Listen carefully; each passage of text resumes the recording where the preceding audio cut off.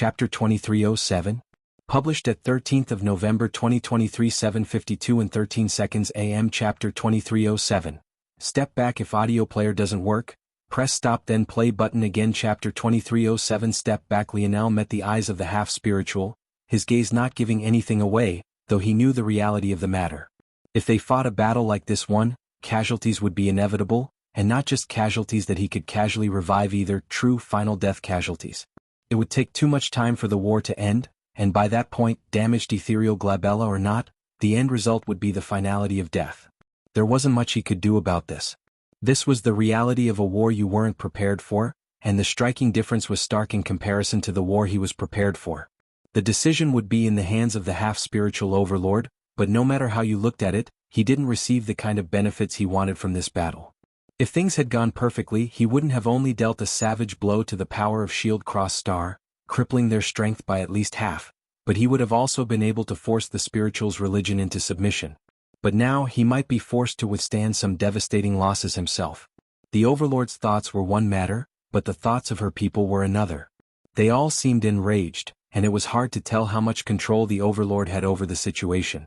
Lionel doubted that the spiritual's religion had just a single overlord. Much like his Morales family most definitely had more than one as well. That old man couldn't hide such a thing from him. Who knew if the other overlords would be docile as this one? And even the so-called docile overlord was on the fence when deciding what to do. Chem? Lionel suddenly looked up and shook his head. Fine.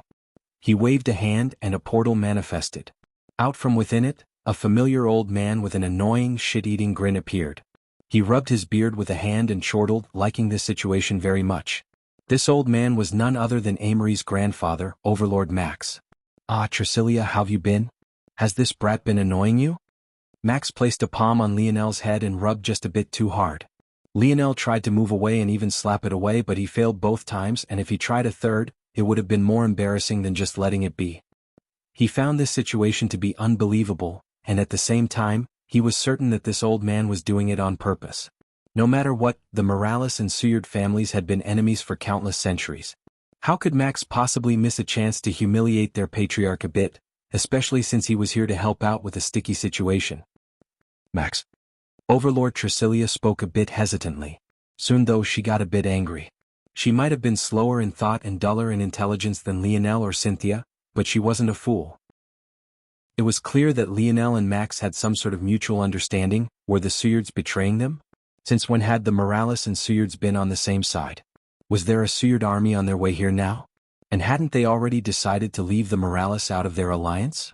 That family's problems were too volatile. If the spiritual's religion had wanted to team up with them, they would have done so already instead of making such a choice. After all, they had always assumed that choosing one meant foregoing the other, so they had discussed the matter at length, even ultimately choosing to give their best genius hand over in marriage. Knowing all of this, Tricilia truly did have the right to be more than a little bit enraged, and she almost gave the order to attack right here and now. Listen, I didn't want to do this either. Max raised up his hands. But this brat stole my family's world spirit and kind of forced my hand. I'm not saying to bend over backward, but you saw it yourself how there are powers at play here we can't deal with alone. It's best we work together. How is anyone supposed to trust you? Tricilia said with a growl. She simply didn't believe that Lionel could just take Max's world spirit. He must have handed it over. Were those hidden forces of the Morales stronger than they knew? Unfortunately for Lionel, Tricilia didn't seem to be the one of the spiritual's religion that had their world spirit, which was one part why he knew there had to be other overlords, and another part why she didn't believe Max's words. If you don't believe me, then why don't we go see Poppy? Max said. Tricilia frowned. Was this a ploy? Max chuckled and handed over his spatial ring with a flick of his fingers. Just me and the boy, you have nothing to worry about. Tricilia was stunned. That spatial ring might as well have been Max's wedding band. He never took it off, and it definitely held the greatest of his treasures. This either meant that he was going all out for this ploy, or he was really serious. However, she had known Max for years. This just didn't seem to be something that he was capable of. Just what should she do? Tricilia took a deep breath and shook her head. I won't let you in. And LB/in. She threw the ring back and Max shook his head. Well, you see that? I tried my best. Good luck in this battle, Max said with uproarious laughter. Lionel shook his head. He really wanted to see who had planned all of this. He couldn't wait to make them feel the same level of helplessness. He raised his spear and he suddenly flickered and vanished. Max's hand, aimed to knock him out, missed completely. Max was a bit stunned for a moment. He had rubbed Lionel's head so easily earlier, so how had he missed? He shook his head again. This brat was sharp, too sharp even. He would likely cut his own hand trying to wield that blade he was born with. You need to learn when to take a step back, Patriarch Morales, Max said softly. Chapter 2308. Published at 13th of November 2023 7:52 and 11 seconds AM. Chapter 2308. One last chance. If audio player doesn't work, press stop then play button again. Chapter 2308. One last chance. Lionel didn't seem surprised by the change. This couldn't be called a betrayal. Max hadn't been lying when he said that he had done his best. If Lionel was escorted to this Overlord Poppy, as Max called her, then taking the world spirit of the spirituals would be as easy as just thinking it. By then, it would be clear that the Suyard Overlord hadn't betrayed the spirituals and simply had his hands tied. But because Tricilia was so cautious, things had turned out this way instead. The best way to solidify this current rocky relationship was to use Lionel as a sacrificial lamb. Of course, this didn't mean that the Suyard Overlord wanted to kill Lionel. He didn't have such intentions. Rather, knocking Lionel out would make corralling the Morales army easier, then the rest could be dealt with in the future. Unfortunately, Lionel wasn't as naive of the world as he had once been, and he had never been foolish enough to fall for such a bait and switch.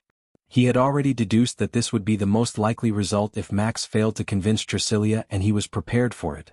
The worst kind of scheme to deal with was one you knew was there, and yet had to fall into anyway. It seemed that the schemes of this hidden expert hadn't concluded just yet. Max knew that all of this was only happening because of the machinations of someone else, and yet he had to act in this way regardless. The spirituals' religion and the spirituals had already made their choice years ago. They had already planned to exclude the Morales. And now, this was just the next logical step. Looking into Lionel's indifferent eyes toward his change of address from brat to patriarch, Max almost felt like sighing. He felt as though he was looking into his own grandson's eyes.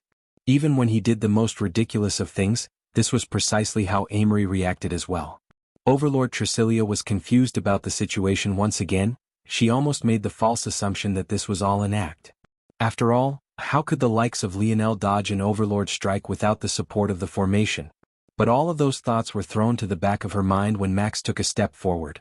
The vast depth of space beneath his feet rippled outward like a pond. The chimes of swords echoed and an overwhelming pressure descended. Following that, there came a piercing sense that almost made Tricilia's heart stop beating entirely. Killing intent. I'm not sure I can deal with all your tricks and schemes if I battle you with the intent to capture you, so I will act to kill. This is the last chance I'm giving you to stand down, Max spoke lightly. Lionel wasn't even looking at him. His gaze went above and then it moved below. This was the problem with battles in the depth of space. On flat land, the worst you could face was a pincer from four sides, and most often pincers would come in pairs. However, in this vast endlessness, where up and down were just figments of one's imagination and far more cultural than they were tangible, the number of directions you could attack from was infinite. Above him, below him, to his back, to his front, upward at an angle, downward at an angle. There were half-spirituals everywhere. The only saving grace was that their formations were just as much of a jumbled mess as his own had become. He'll give you one final chance too, Lionel replied, still scanning the battlefield. For every Morales that dies here, I will kill 2 Suyards. Is that the choice you want to make? Lionel finally looked up and met Max's gaze. The Suyard Overlord finally seemed to see it. That endless, unfathomable depth. The corner of Lionel's eyes and his feet began to smolder. The ripples formed beneath Max's feet came to a dead stop over 100 meters from him, then they began to collapse on their own. Attack! Tricilia suddenly roared. The reaction was instantaneous. The powder keg of emotions the half-spirituals had been bottling up exploded forth. Beautiful men and women painted the skies like the descent of angels, a rainbow-like assortment of elemental energies rushing forward without restraint. The confusion within the Morales was high. The different changes to their mental states, followed by sudden combat in a situation they had just believed to be on top of, was devastating. And L-bi/bi/n however, before the first wave of assaults could land, a calming voice had already entered their minds. Stand tall. It was just 2 words, and yet their spines shivered and the tips of their blades trembled. Roars escaped their lips one after another, and their force echoed across the plains. Don't be distracted. The whisper of a sword blade passed by Lionel's ear. He felt as though he had been cut in two, the sensory perception coming even before the actual blade, like his mind and his body were being attacked at the same time. He could understand the kind of despair a person would feel facing such an attack. What was the point in dodging if you have already been bisected? But he shattered the mental assault as though it was as fragile as stale bread. His squadron was too far away from him for him to rely on their strength, but he didn't even bother to call them back. Their task was different. As for his task, it was to crush every ancestor that dared to stand before him. Lionel's aura flared. Arise. One after another, the corpses of the ancestors he had killed in the last several weeks appeared and then began to crumble as though all the strength of their bodies were being devoured into the rise of their souls. In an instant, Lionel was covered by 5 ancestors, each one emitting a sharp light as they raised their bows. These were none other than the ancestors of the constellation Bao Alliance. Chapter 2309. Published at 13th of November 2023 7:52 and 10 seconds AM. Chapter 2309. A mess. If audio player doesn't work, press stop then play button again. Chapter 2309. A mess. The ancestors of the spirituals religion, all of whom were ready to take action, felt as though their bodies had frozen. A dangerous aura locked onto them, and it felt like if they took just a single step in any direction, their heads would be pierced through. They were all ancestors, and Lionel was just using puppets. Just how could he have the strength to make them feel threatened to the point that they were immobilized? What they didn't know is that by having the ancestors consume their own bodies during the formation of their souls, they were actually at least 50% stronger than they would be otherwise. They were closer now to overlords than they were to normal ancestors. This was a lesser form of breathe that came from the weaker techniques of the Emperor's might lineage, known as cannibalize. It could be used on the corpse of a soul alongside arise to make them stronger. This, though, as an imperfect form of breathe, had some drawbacks. Normally, a soul would last 24 hours in Lionel's possession, but a soul that had cannibalize used on it would last no more than an hour. But this wasn't the only reason why the corpses felt so much more powerful. The real reason for that was because of the improvement to Lionel's dream force, namely his connection to the dream plane. Now, he couldn't just perfectly direct his soul constructs, he could infuse his own comprehensions and incorporate his very will into his commands. One could use the dream plane to push people in certain directions, but they would ultimately only act within the bounds of their own personalities. It would take many years of manipulation and constant attempts to get someone to do something they wouldn't normally do.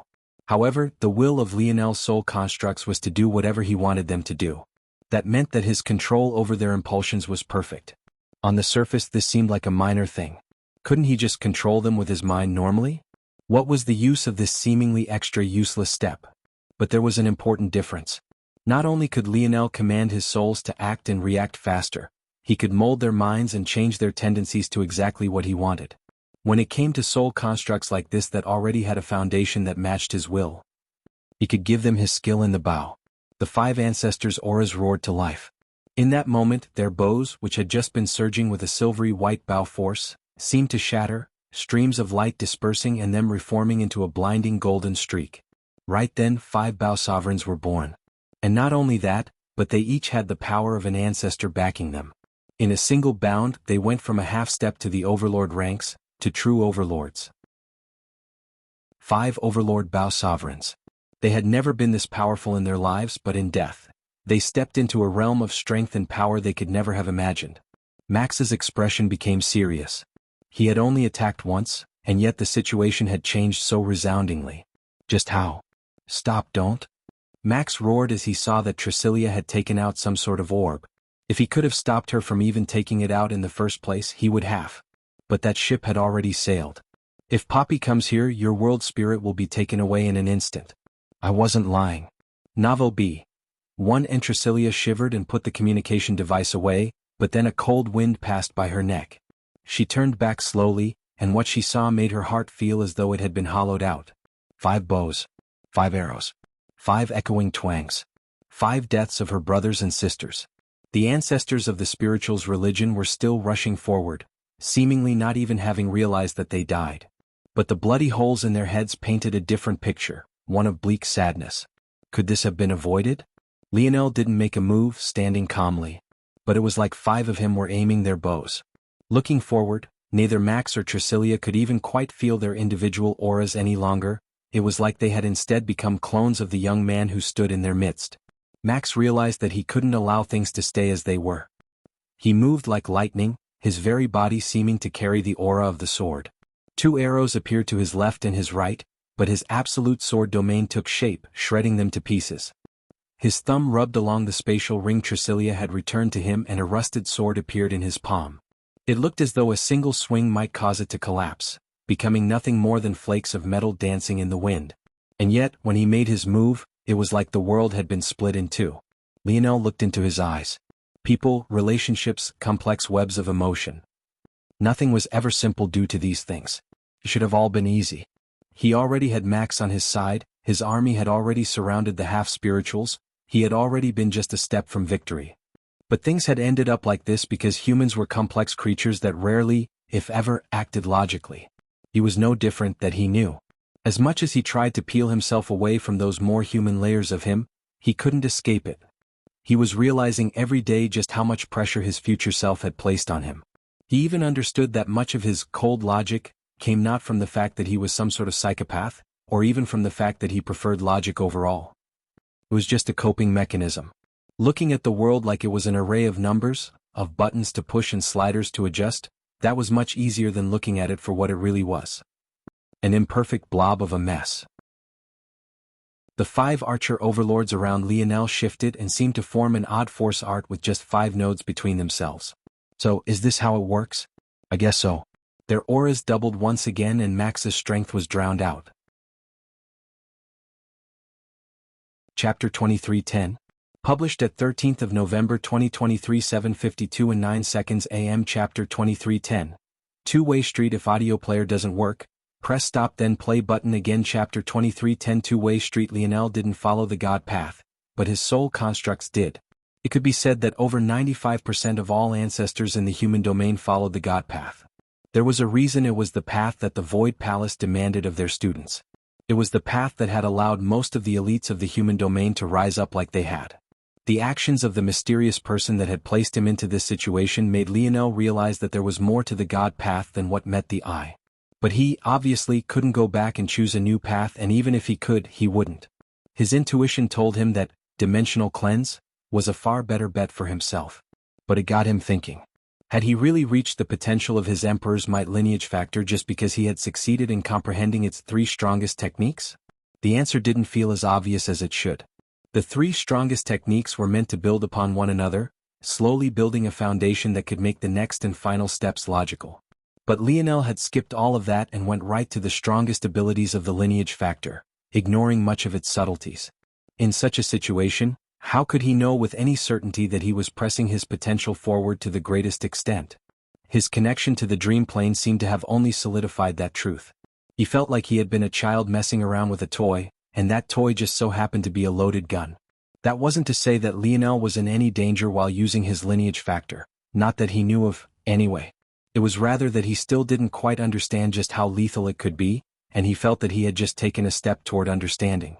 Not only could he use the dream plane to pass down his own understanding to his soul constructs, but the reverse was possible as well.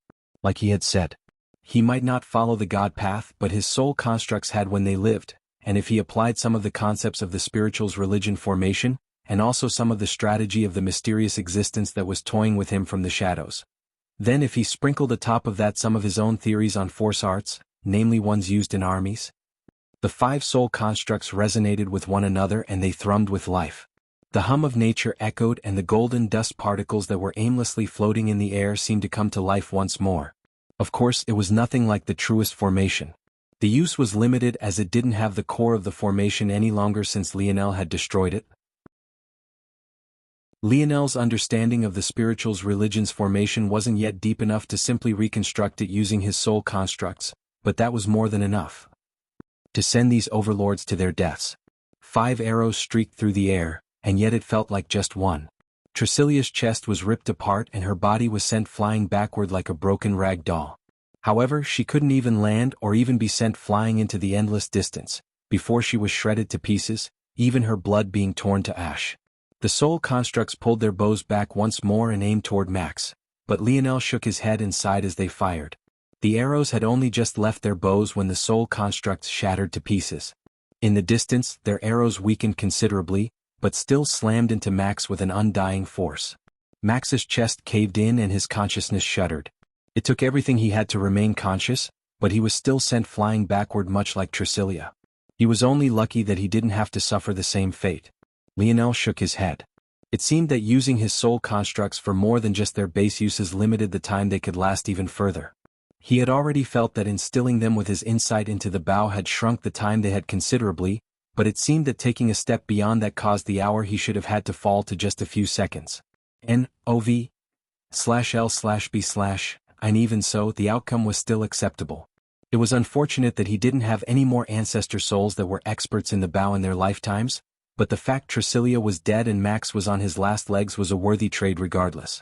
Lionel looked toward the battle of the Morales and half-spirituals and shook his head. The casualties were about as devastating as he expected. It was a complete mess. There were no formations, none of the tactics he liked to use.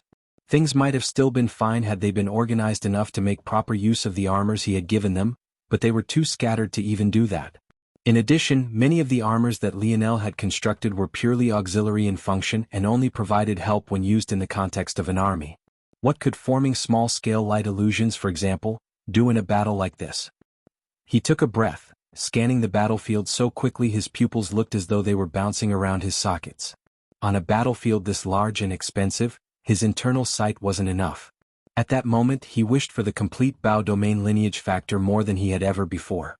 Then he stretched his dream force into the dream plane, immediately sending out tens of millions of orders, each one specified and unique for the person in question in an instant. It was time to turn this battle around before the other overlords of the half-spirituals could realize what was wrong. Even as he did so, his hand reached and grasped out, pulling the spatial device that Tricilia had taken out, the communication device, from before her soul or Max could react.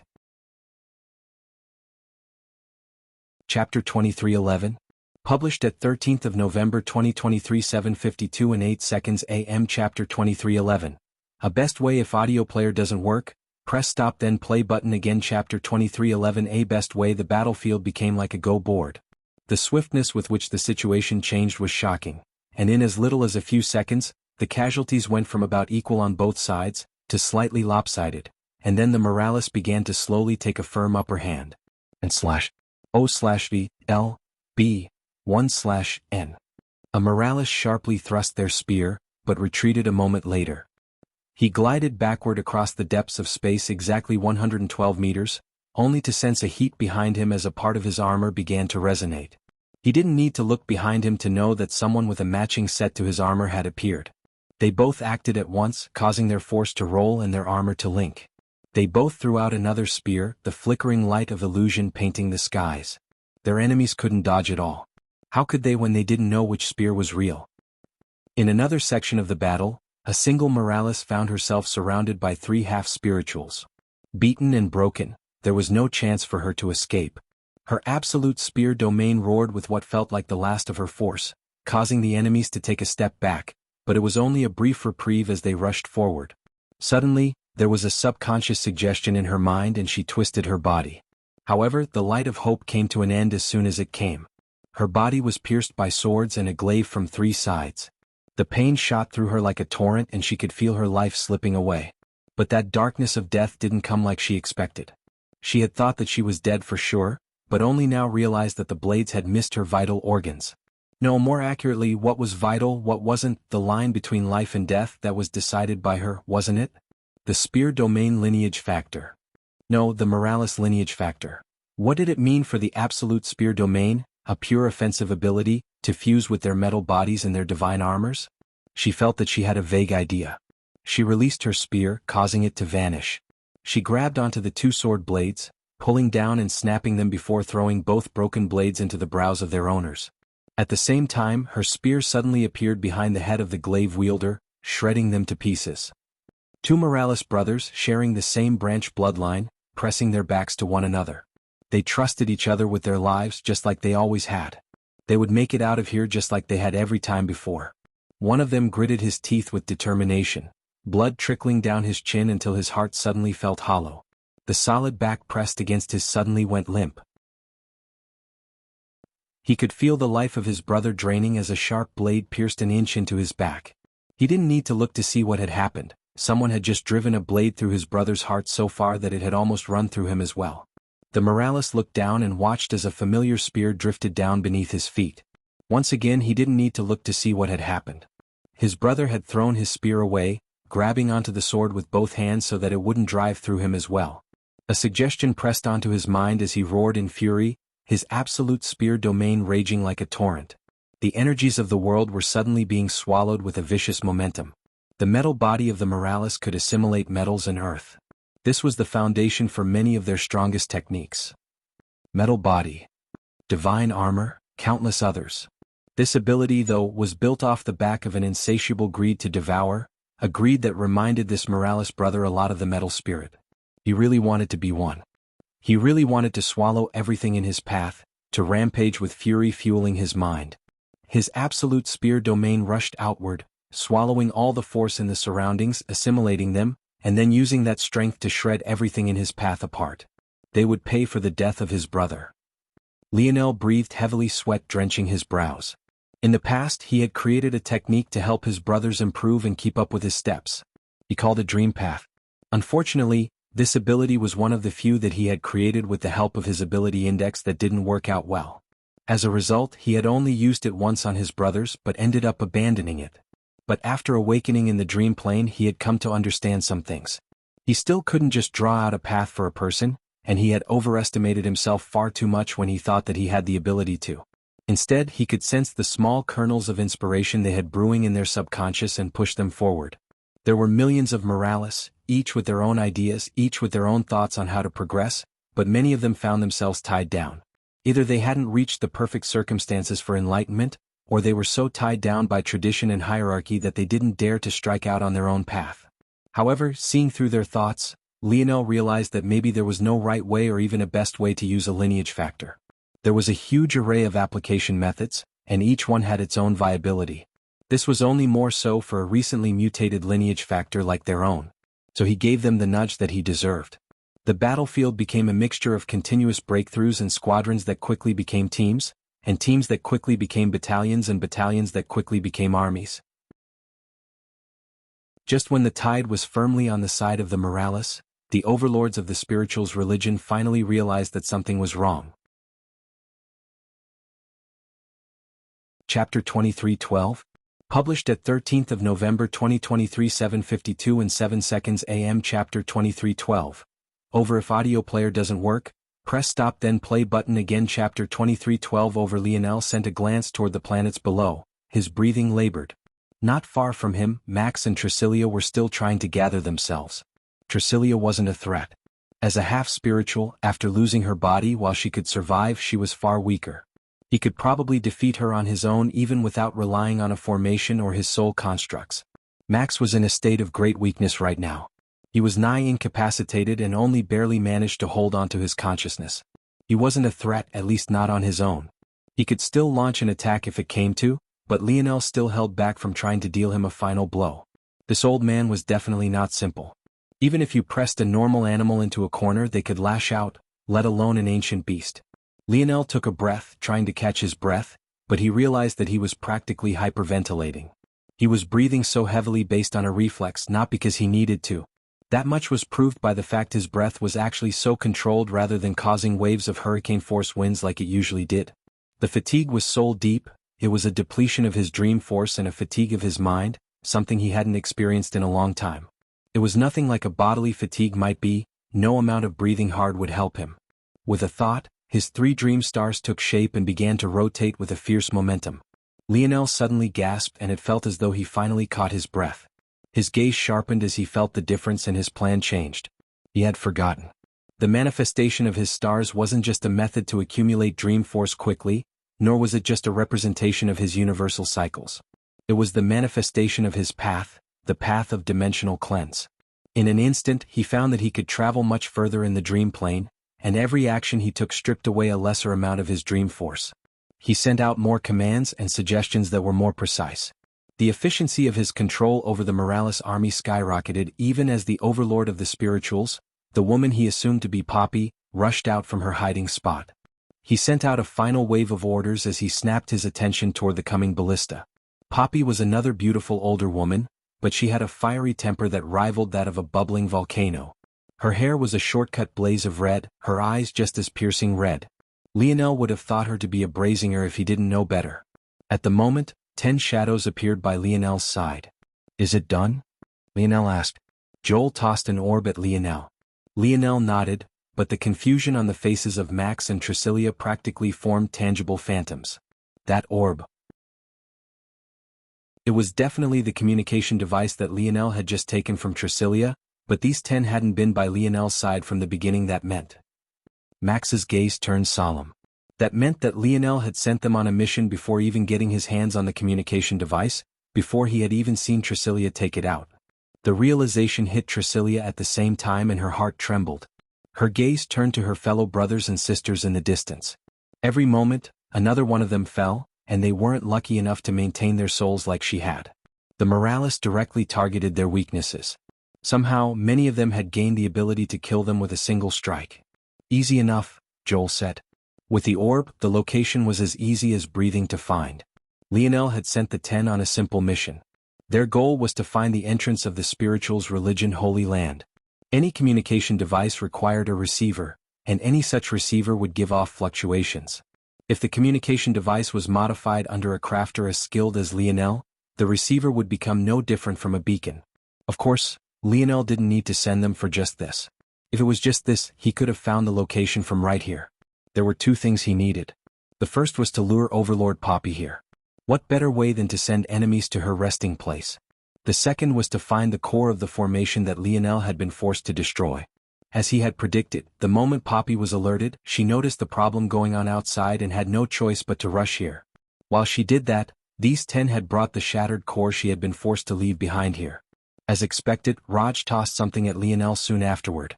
It was just a ring, but within, there was a shattered core the size of a planet's core.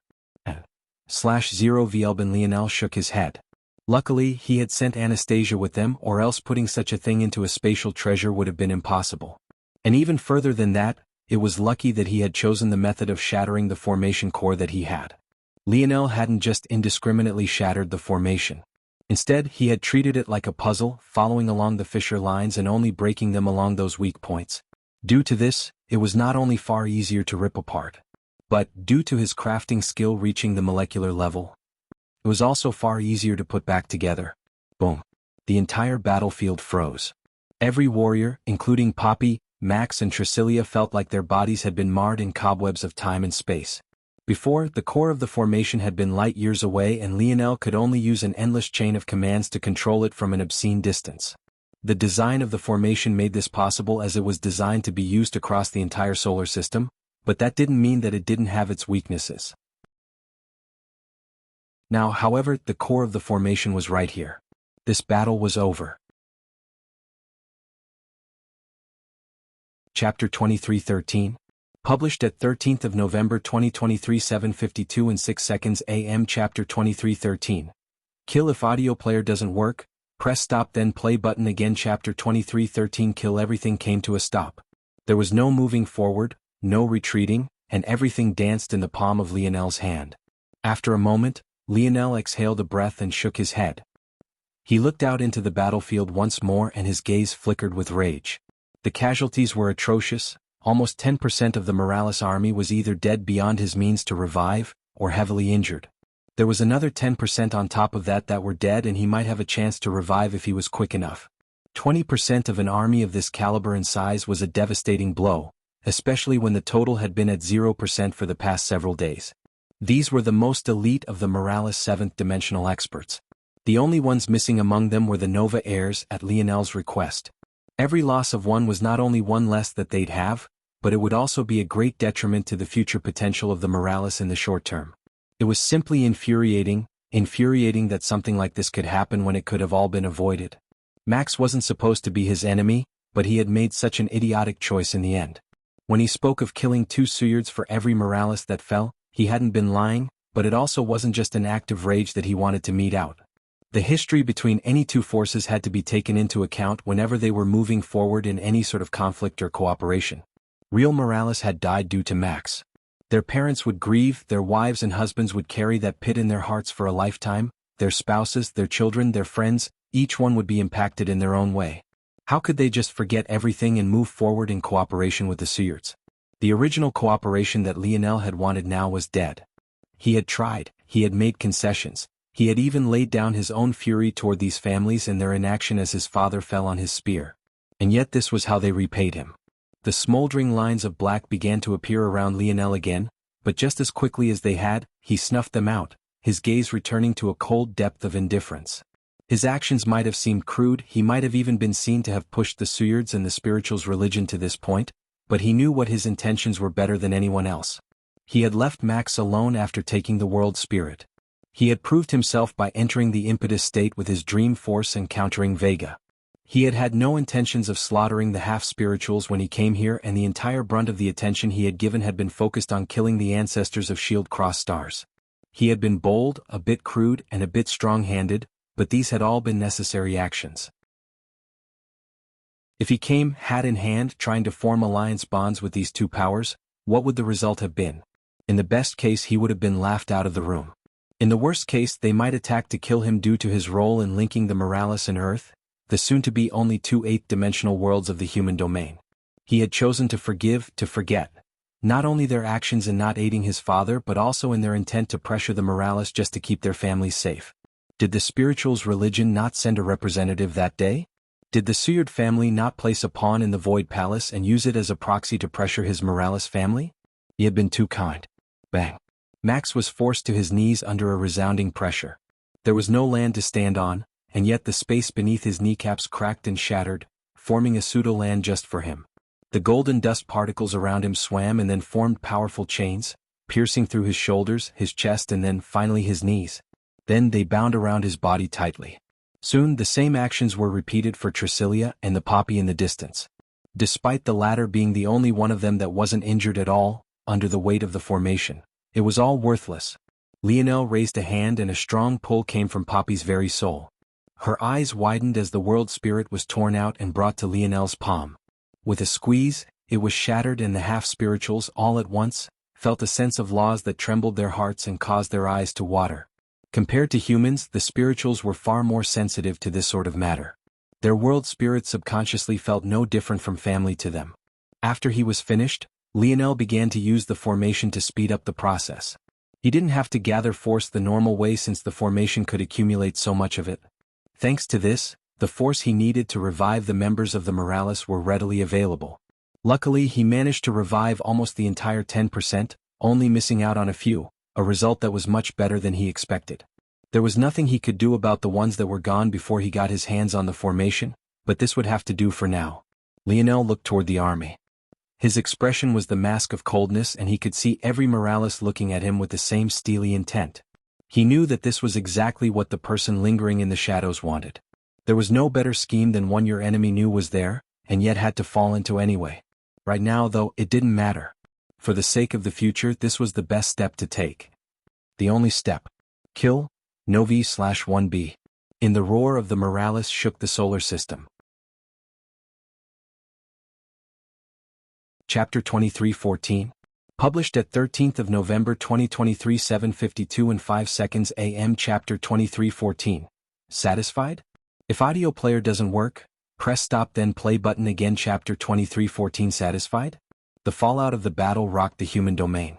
The slaughter of both the spirituals' religion and the Suyards was akin to watching the fall of titans from their mountain. These two powers had always been seen to be on par with the Morales, and yet the Morales alone, after taking out 12 constellation families just weeks ago, followed through with a campaign that brought these two to their knees. And it was all led by Lionel Morales. It felt like a curtain of silence had fallen over the human domain. It was inescapable. Many felt that such infighting, when they had only just survived the invasion of several domains just months earlier, was inadvisable. If there was a scale of public perception, it had easily begun to swing from fear of the Morales to a lambasting for their actions. How could the public know of the intricate details of the events that had occurred? And even if they had an actual chance at knowing, would that mysterious figure, hidden in the background and spurring on those very same flames of hatred, let it go so easily? This was exactly what they wanted. To paint the Morales as savages, as demons that didn't understand the true weight of the situation, and there was no better mascot for their displaced fury than Velasco and his son after him. Rumors of Velasco toying with the taboo and thus bringing down the rage of the gods spread like wildfire. Watching as his son now led armies to take down families that had lived for countless generations only seemed to bolster these thoughts further. How could a child like Lionel possibly bring down these families if there wasn't something nefarious at play? Many even began to believe that if they really allowed the Morales to take control of the human domain, and thus left Lionel to be their de facto leader, rather than the gods coming down to smite Velasco on his own, it might even be the whole domain that was wiped from existence. The moment this sort of paranoia grew legs, it soon grew wings and soared through the skies. It passed through countless ears and affected countless hearts, and it only grew worse as the details of the past events began to be spread in earnest. First came news of just how thorough the destruction of the spirituals' religion was. The spirituals' religion had quite a positive public perception in the eyes of many. They never led crusades like the other religions, and humans always had a sort of innate awe of the spirituals. In addition, such a group of beautiful men and women, how could they possibly be hated? If it wasn't for the fact they only accepted half-spirituals into their ranks, the largest religion in the human domain might actually be them.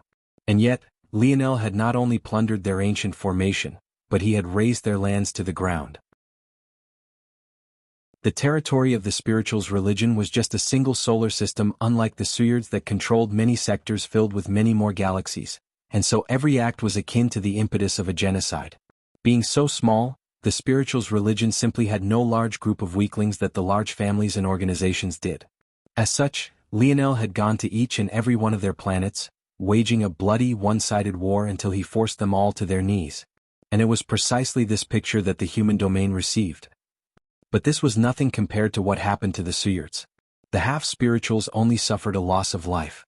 The Suyards, however, suffered a loss of dignity, of pride.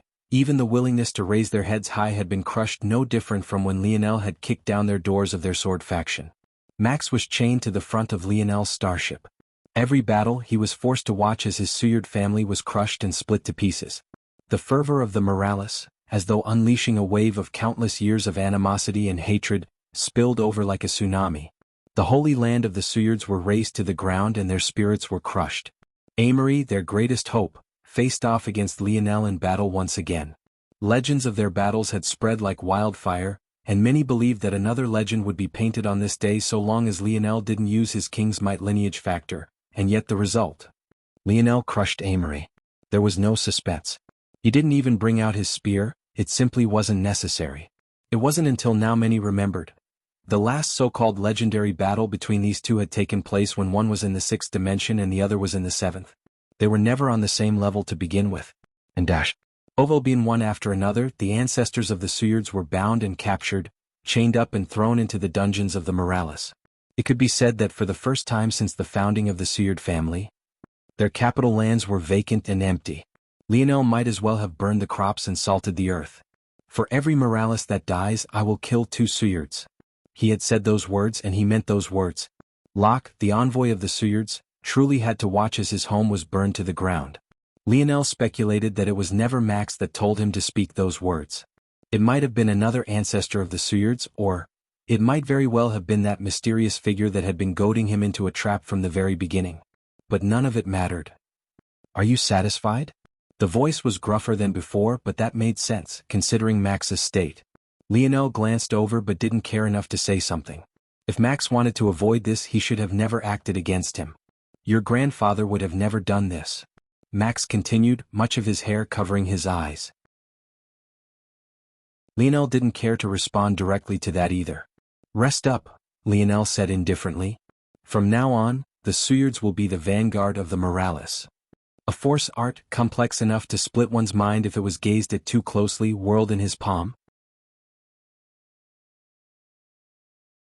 Chapter 23:15. Published at 14th of November 2023, 10:46 and 32 seconds AM. Chapter 23:15. If audio player doesn't work, press stop then play button again. Chapter 23:15. Cruelty. Max looked toward Lionel's back, his words escaping him. He should have known, someone like Lionel wouldn't be so easily swayed by moral arguments. Even the most caring of people would have their bottom line, let alone Lionel. What Max could have never guessed was that there truly was a point in Lionel's life where the pull of his morality ruled him. Over the years, Those thoughts had been overruled, taken over by a man who killed without hesitation and shed blood without blinking an eye. It was difficult to tell for an outsider whether this was the fading of a youthful vigor and naivete, or if it was something else, something deeper. Lionel, as oblivious as he seemed about his own emotions sometimes, was very much aware of everything happening within him. Even if he missed something with his memory, he could go back in time, so to speak, watching the changes that took place step by step and understanding what had brought him to this place. Max would never know the answer because Lionel would never tell him. The old overlord had his own reasons for doing things, and so did Lionel. Seeing that Lionel was about to walk away, unmoved, Max shook his head. The Morales family was simply not to be trusted. These weren't words he thought of due to Lionel, though at this point, even he couldn't deny the animosity that was building up in his chest. Rather, it was pointed toward the hidden undercurrents within that family. If Ishmael was still alive, things wouldn't have gotten to this point, and maybe he would have been marrying his son to an heiress of the Morales instead. But such things couldn't be deliberated over now, especially when things had already reached this point. Lionel had won. For now. And it seemed that his Suyard family would be forced to be hitched to this wagon. Whether they sunk or swam would be all reliant on the shoulders of this cold and detached young man. Lionel stuck to his word. He would turn the Suyard family into the vanguard of the Morales. He knew what kind of words were spreading about him and the Morales now, and since these were the thoughts that everyone in the human domain would have about him, he would simply lean into it. He knew how these kinds of storms worked. No one would believe that he suddenly became benevolent and started to treat the families he had conquered well. Even if he did, whoever was in the shadows could spin it any number of ways. For example, what if that person planted the seed that those captured by Lionel would be turned into his loyal soul puppets? And that the only reason he seemed to be treating them all well was because he had already captured their souls just like he had shown many times before. The abilities of the fox were powerful, but Lionel had no doubt that it had created quite a number of enemies for them over the years. A family that could one day in the past do a favor to the race like the Pluto, and yet end up regulated to just one descendant locked away in an incomplete world, most definitely couldn't have fallen so far without many powerful individuals wanting it to be the case. And right now, Lionel was watching that play out in real time. He made a mental note to himself that he would likely have to be far more cautious with how he displayed his king's might lineage factor once he left this incomplete world. But for now there was no use in fretting about it. It was too late to win the war of public perception, and his actions in releasing the young heirs of the weaker 7th-dimensional and 6th-dimensional families was wasted, but that was fine. One of the markers of a great general and strategist wasn't just how good their initial plots were, but also how they adapted to changes in the field. So, he wouldn't try to win it at all. Yes, the Morales family were a family of demons. What were they going to do about it? Lionel got to work not long later. His plan was simple. Right now, what remained in his way was the remainder of Shield Cross Stars, the Omen family, the Void Palace and the Godland family. Shield Cross Stars was mostly crippled, as was the Void Palace. His greatest worry was that the most powerful of Shield Cross Stars, aside from Vega, hadn't made their moves yet. These were existences like Cross Elder Avon and Overlord Sith. He had been avoiding the Omen family until now because he knew they would be the most difficult to deal with. They were the only family capable of mitigating the advantage of Lionel's linked armies because they had wealth and crafting skills comparable to the Morales. Of course, Lionel didn't believe that there was anyone who could match up to him in this regard, but he was just one person. The Spirituals formation had already threatened him a great deal. Who knew what the Omen had prepared? Especially since the Tier 2 starship design that he had improved came from them in the first place. The Void Palace was most crippled too, but there were still hidden cards of the cult that had yet to make their presences known. Lionel hadn't forgotten about the large center of variant invalids that they should have, nor the large number of savants that the Void Palace should have accumulated as well. As for the Godland family, they were a complete wild card. He knew nothing about them, and the souls of the pious ancestors had been completely in the dark. This time though, Lionel wouldn't be attacking. The time for pushing and launching assaults had ended. He had antagonized the human domain enough, and his next series of plans would only antagonize them more. The next phase of this war would be played on his turf. All were welcome. He would be happy to send them to the grave. One by one Lionel began to brand the experts of the Suyard and half-spirituals that remained, turning them into the loyal warriors. As he did so, the final straw that would break the camel's back descended. A group of demons, wearing Morales armors and wielding Morales spears appeared in the depths of the Void Palace. There were just 100 of them, but each one radiated a towering aura. As for when they worked together, even the sturdy lands of the Void Palace crumbled and shattered. One by one they killed every elite of the Void Palace. Nominal disciples, quadrant disciple, galaxy disciples, sector disciples, domain disciples, it didn't matter. Rivers of blood ran and each of their corpses was desecrated. Each had a hole in their forehead the size of an ethereal glabella. The demons didn't even try to hide their movements as they returned, paving a streak of crimson across the cosmos as they made their way back to Morales land. Then without a word they disappeared. All that remained of the once mighty Void Palace were the corpses of the most promising youths of the most powerful families of the human domain. The powder keg exploded. Chapter 23:16. Published at 14th of November 2023 10:46 and 32 seconds AM. Chapter 23:16. If audio player doesn't work, press stop then play button again. Chapter 23:16. Names him? No losses? Lionel looked toward the small troop of 100 demons, somewhat surprised. He had sent this troop into the Void Palace without his support with only a single goal: kill. Of course, there were some other caveats about time constraints, efficiency, and the like, but he had ultimately left it up to them to decide the details. The troop was the first batch of his experiments with the golden-scaled koi fish and the tentacle womb. It was years in the making, but it was finally bearing fruit. It was just that he had been waiting to use it at an optimal time. This time he decided to use them to provoke the human domain. What could be a better tactic to provoke the ire of these powers than to kill their children in their future? He could imagine just how enraged they were now, and whatever plans they had been making would most definitely move forward. But standing here, right here and now, he was shocked. According to the report these demons had brought back, they hadn't just managed to kill a small number, they killed all of them. Not only did they kill all of them, but they didn't lose a single member of their original 100. This troop, his first troop, was built based on the cobra demon that had eaten Lionel alive. They all had beautiful, sapphire scales and their necks and heads were covered in the natural hood of a cobra. Each one stood at over 2 meters tall and they radiated a dense cold. Their armors matched this cold, fusing them and amplifying them. Lionel had added some of his comprehension of Void Star Force, but honestly it was limited and not his best work as he had created these armors even before his breakthrough in crafting. His thought process was that even if this cobra demon troop was caught and dissected, they wouldn't look any different from normal demons, and on the other hand his enemies wouldn't have any idea what his current crafting skill was at. But the end result was beyond his expectations and his provocation had worked almost too well. Looking at the storage device filled with ethereal glabellas, he didn't even quite know what to say. He had personally created, from one cell to a complete living being, an army stronger than the greatest elites of the human domain? He shook his head and sighed.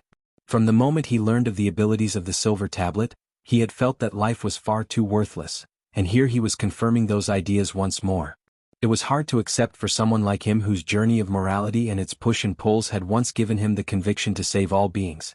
It was funny in a morbid sort of way. Back then he thought that all lives were equal because they were each immeasurable.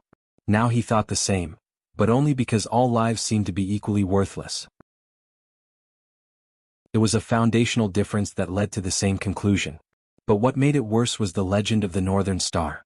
Life could be created so casually, it even felt that the life and death of those born in these incomplete worlds was no different from a breeze riding the rays of the sun, fleeting and without substance. And yet the end of the world was looming on the horizon and no one seemed capable of stopping it. These things? How could both be true? Why were they both true? What kind of sick joke built the fabric of reality as it was? Lionel looked toward the demons, his gaze a bit blank. Right now he was striving to bring his future wife back to life, striving to see his father stand broad and tall once again, but if he really succeeded in either, just what worth did they ever even have? It was a thought he had been running from and it was like he was being forced to confront it, ironically due to creations of his own. What was more important to him? That lives were worth something more substantial than an outpouring of resources? Or that he could always bring those he loved most back to life? If he could bring those he wanted back with a thought, if he truly ever reached a level of power that allowed him to be infallible to such an extent, would acting on his power diminish the worth of the lives he had wanted to save so much? He didn't know the answer. It was another question, one maybe even more profound and complicated than the one that had guided his journey until this point, and it came with a depth of suffocation and helplessness that was even heavier than the first. Lionel gazed toward the demons again. They stood tall, none of them knowing what thoughts were running through the mind of their creator. Their intelligence was no less than that of the demon that Lionel had fought back then, the strength no less as well. In fact, they were stronger, having been constructed to the level of the seventh dimension rather than the sixth. What made the reality all the heavier was the fact that this demon wasn't even from an incomplete world. "What are your names?" Lionel suddenly asked. "Skriri." The roars of the 100 threatened to shatter Lionel's eardrums, and Lionel actually began to laugh. He didn't understand their language, but he no longer needed to. With the dream plane, he could sense the intentions of their words directly. Their names? They didn't care about them. They had never had one. They only wanted to fight, to bleed for strength, to crush the bones of their enemies beneath their feet. All of the more complicated things, even if it was just a name, they didn't care to have one. It was a simple and beautiful existence, and one that he unexpectedly envied. Chapter 23:17. Published at 14th of November 2023, 10:46 and 33 seconds AM. Chapter 23:17. If audio player doesn't work, press stop then play button again. Chapter 23:17. A good look to not care, to be carefree. He wanted it, but his mind wouldn't seem to allow him that sort of peace. It was all too easy for many to focus on the next step forward, to chase that next goal, to aspire toward something larger than themselves, but they rarely thought about what it meant to sit at that height. If you really did have the power to wave a hand and make everything you want come true, to force it into being, would it all even be worth it? What a uselessly human thought, Lionel thought, still laughing to himself. He was laughing because he could already see himself taking it for granted, as though he would definitely reach that height, as though he would be proposed with this question one inevitable day, and when that time came, what choice would he make? The question was too complicated, too marred by his own biases, and maybe if not for the level of thought he had achieved, he might not have even considered the question in the first place. I really hate you demons, Lionel thought to himself, shaking his head. Demons had almost killed him more times than he cared to admit. A demon had eaten him alive. Demons were infiltrating his Morales family. A demon was supposedly his grandmother, toying with his life since even before the day he was born. If this was a novel, he'd feel that the author was far too on the nose with his motifs and literary themes. What a condescending whack job. His life truly looked as though it was the greatest joke. How many existential crises was he going to have? Well, this didn't really feel like an existential crisis. He felt calm as he faced these questions, and it wasn't because he knew the answer, or because he felt that the answer wasn't as important, but he was already certain of what he would do. He didn't know whether they would be worth the same, but he knew that he couldn't allow his life to go by without trying to see his father again. He couldn't allow that silly girl who never listened to him to go to the grave without seeing those that had harmed her mother to be buried first. Even if he found out that their worth really had plummeted just by virtue of his actions, he was too selfish to not try anyway. And for the first time, just thinking these thoughts, Lionel felt that he had finally understood something about himself, his true self. For as long as he could remember, he hated to lose, so much so that even if it required crossing the benefits of his own brothers, he would rather win anyway. James had first had experience with this matter. That day during the championship game, he had known there was something wrong with James. James himself had tried to bring it up earlier in the day, and Lionel had had plenty of opportunity to ask about it. He just chose not to. He chose not to because he didn't want to face the decision of what to do himself. He didn't want to be split between his own desires and helping out someone he cared for. So he had avoided James. He hadn't allowed James to tell him about his plight. Even up until this day, he still didn't know exactly what sort of issues James had faced that day. And why was it? Was it because he hated to lose that much? No, it was deeper than that. He was selfish. He wanted it all. He wanted his brother by his side, and he wanted victory. He was insatiable, and there probably wasn't anyone who could turn him from his own goals. How foolish was it to ask the woman out over 500 times? Even if you felt that she might be interested in you, wouldn't it be obvious after the first handful of times that she had worries and troubles that went beyond her liking of you? He had ignored that. His charisma had made those around him ignore just how ridiculous what he was doing was too. They had even begun to cheer him on, looking forward to the day that he would finally receive his answer. He had manipulated them for his own goals much like he manipulated everyone else to suit himself. He hadn't cared about what troubles or worries that Aina had had, because all that mattered to him was her saying yes. He didn't care about what might have caused her to be hesitant. All he wanted was that answer. It was something that was constant. It was maybe his one constant. He left his brothers behind on Earth, brothers that he had known since he was a toddler, all to chase a woman who hadn't even given him an affirmative yes yet. Their lives were on their line and they had actually died. But he didn't care. Aina told him many times that she wanted him to take better care of his life, that she had already lost too much in her life and she didn't want to lose more, that the lives of everyone he was trying to save weren't worth as much to her as his own. But he hadn't cared, even up until the point she had chosen to leave him. It didn't matter to him, he was on his own crusade, he had a savior complex back then and he didn't even know how much of that was genuine emotion versus a childish hatred of the fact that he had, well, lost. Thinking about it could make someone quite sick to their stomach. Did he really make the decision to unify the dimensional verse because he wanted to save people? Or was it because his failure in the Valiant Heart Zone stirred his selfish desire to win? How much had it really mattered to him if he was willing to sacrifice the lives of those thousands of warriors that had called him brother, just to revive the brothers that were only dead because he had abandoned them too? Lionel looked down at his hands. They radiated the familiar bronze color of the Morales family, but in his eyes right now, they just looked beaten and bloody. He had finally gotten a good glimpse of himself, free from the restraints of an almighty future self, and his conclusion was quite something. He had never been as good a person as he thought himself to be. Chapter 23:18. Published at 14th of November 2023 10:46 and 33 seconds AM. Chapter 23:18. If audio player doesn't work, press stop then play button again. Chapter 23:18. Worth Lionel wasn't too shaken by the conclusion. He felt that everyone was selfish in one way or another. The problem was that he was selfish, and he also had the ability to enact his selfishness without the burden of judgment. If you could always manipulate everyone into doing what you wanted them to do, what worry did you have to have about backlash? This, though, was still a bit of an excuse and he knew it. This was his reality, and he had to decide whether he wanted to change or not. But it wasn't that simple, because there was a very strong pull leading him in a certain direction. He still had a strong conviction to save his father and Aina, and he simply didn't see that changing. Lionel clenched his fist and suddenly vanished. Lionel stood high in the skies a long while later, staring down at a devastated scenery. This place was familiar to him and it could be considered his true first stint into the wider dimensional verse. It was Valiant Heart Mountain, the place linked to maybe the most growth he had experienced in his life. It was a place he owed quite a bit, but just like everything else he had left it quite selfishly. He had taken everything he wanted from it, and then he had directly abandoned it. Bits and pieces of it were now part of his people, those like Rayon and his wife. Emna was also a remnant from this part of his life. But the mountain was no longer anything. The people that had once called this place home, the elders that had given their entire lives to protecting it and helping it to grow, the excited youths who put their lives on the line just for a chance to enter. It was all reduced to dust now, crushed until nothing remained. Lionel descended and landed on the ground, standing along what remained of the wide road that led to Valiant Heart Mountain. In this place, two mighty pillars had once stood. It was they that pressured the disciples on their ascent up the mountain, and it was also they that also opened the Valiant Heart Zone. Lionel closed his eyes, breathing in the air.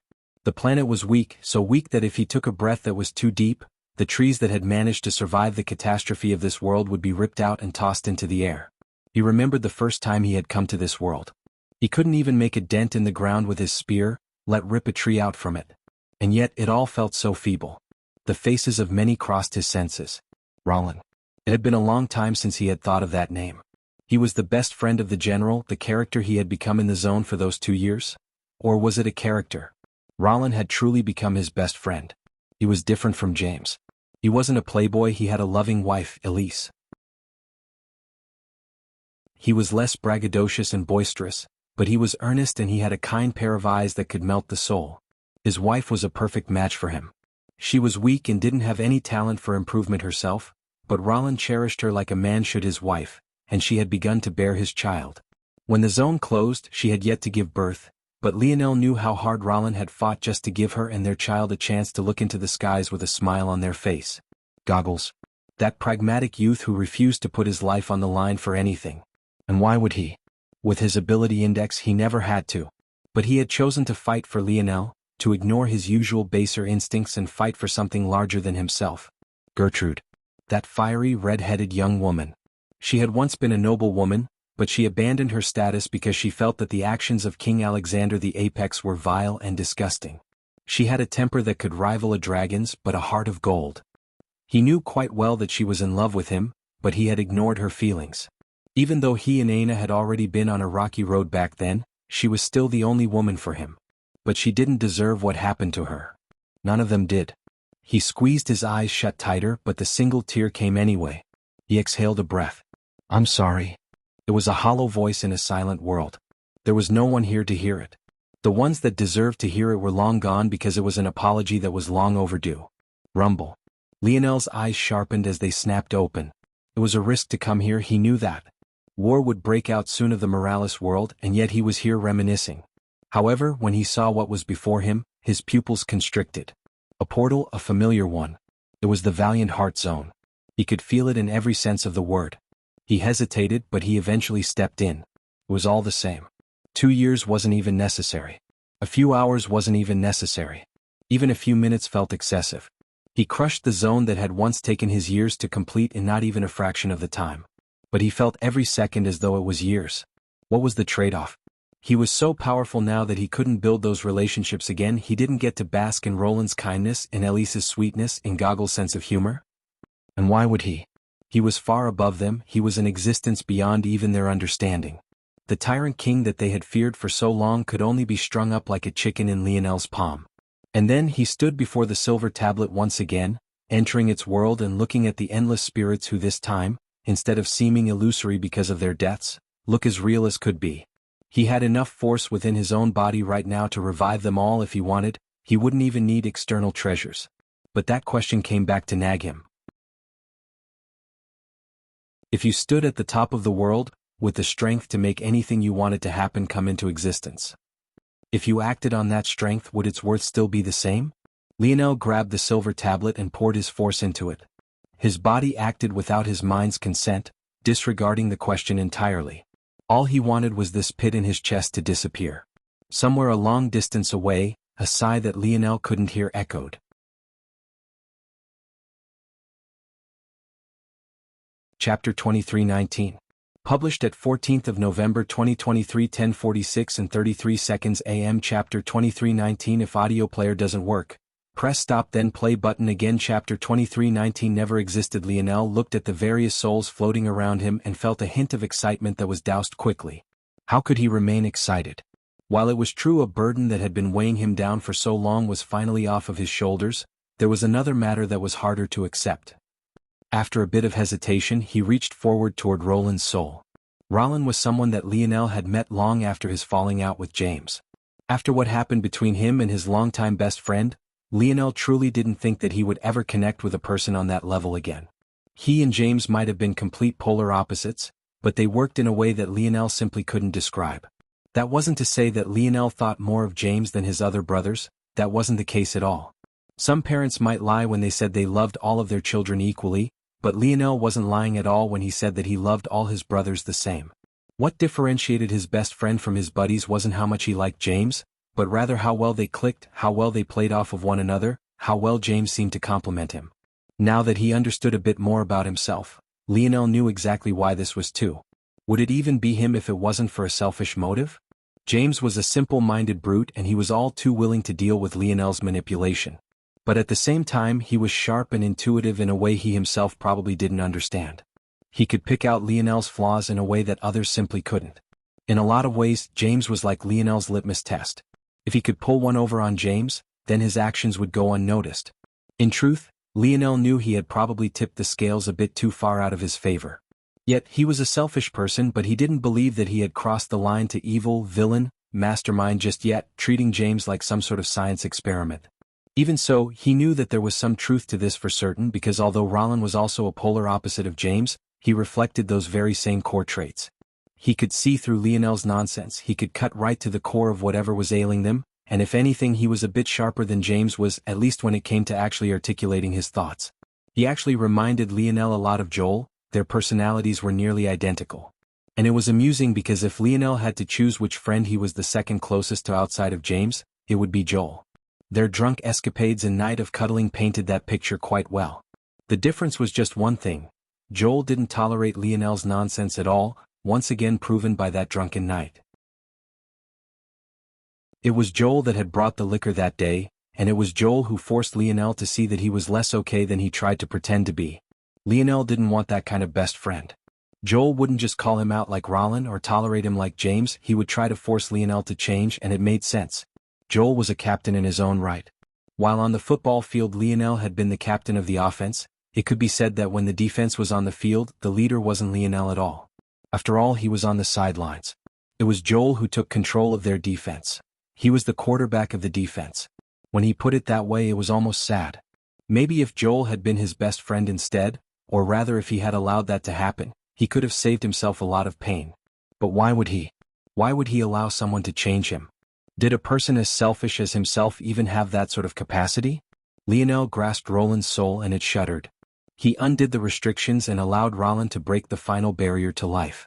Roland practically popped into existence, looking around in confusion for a moment. When he noticed Lionel, he immediately bowed deeply, and it was precisely this that made Lionel sigh. How could this Roland be the same as the other? Of course, no matter how quickly he had completed the zone, he and Roland were still slated to be best friends. After all, it had to be remembered that it was Roland that had given Lionel the first clues on what his role in that zone world would be. But that was the general, and Lionel was Lionel. Roland hadn't had any time to acclimate to them being the same person, and the Lionel that had entered was so far and beyond the best friend he had known that they easily became two separate existences in his mind.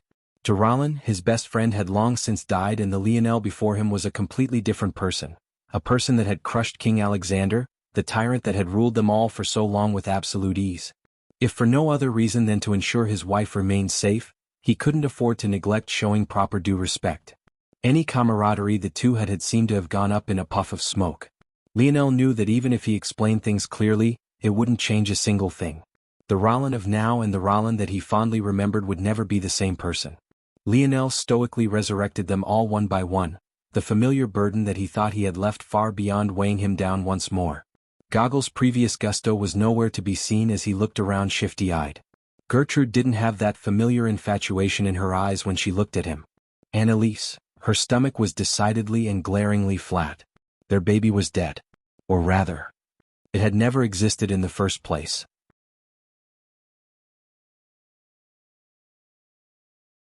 Chapter 23:20?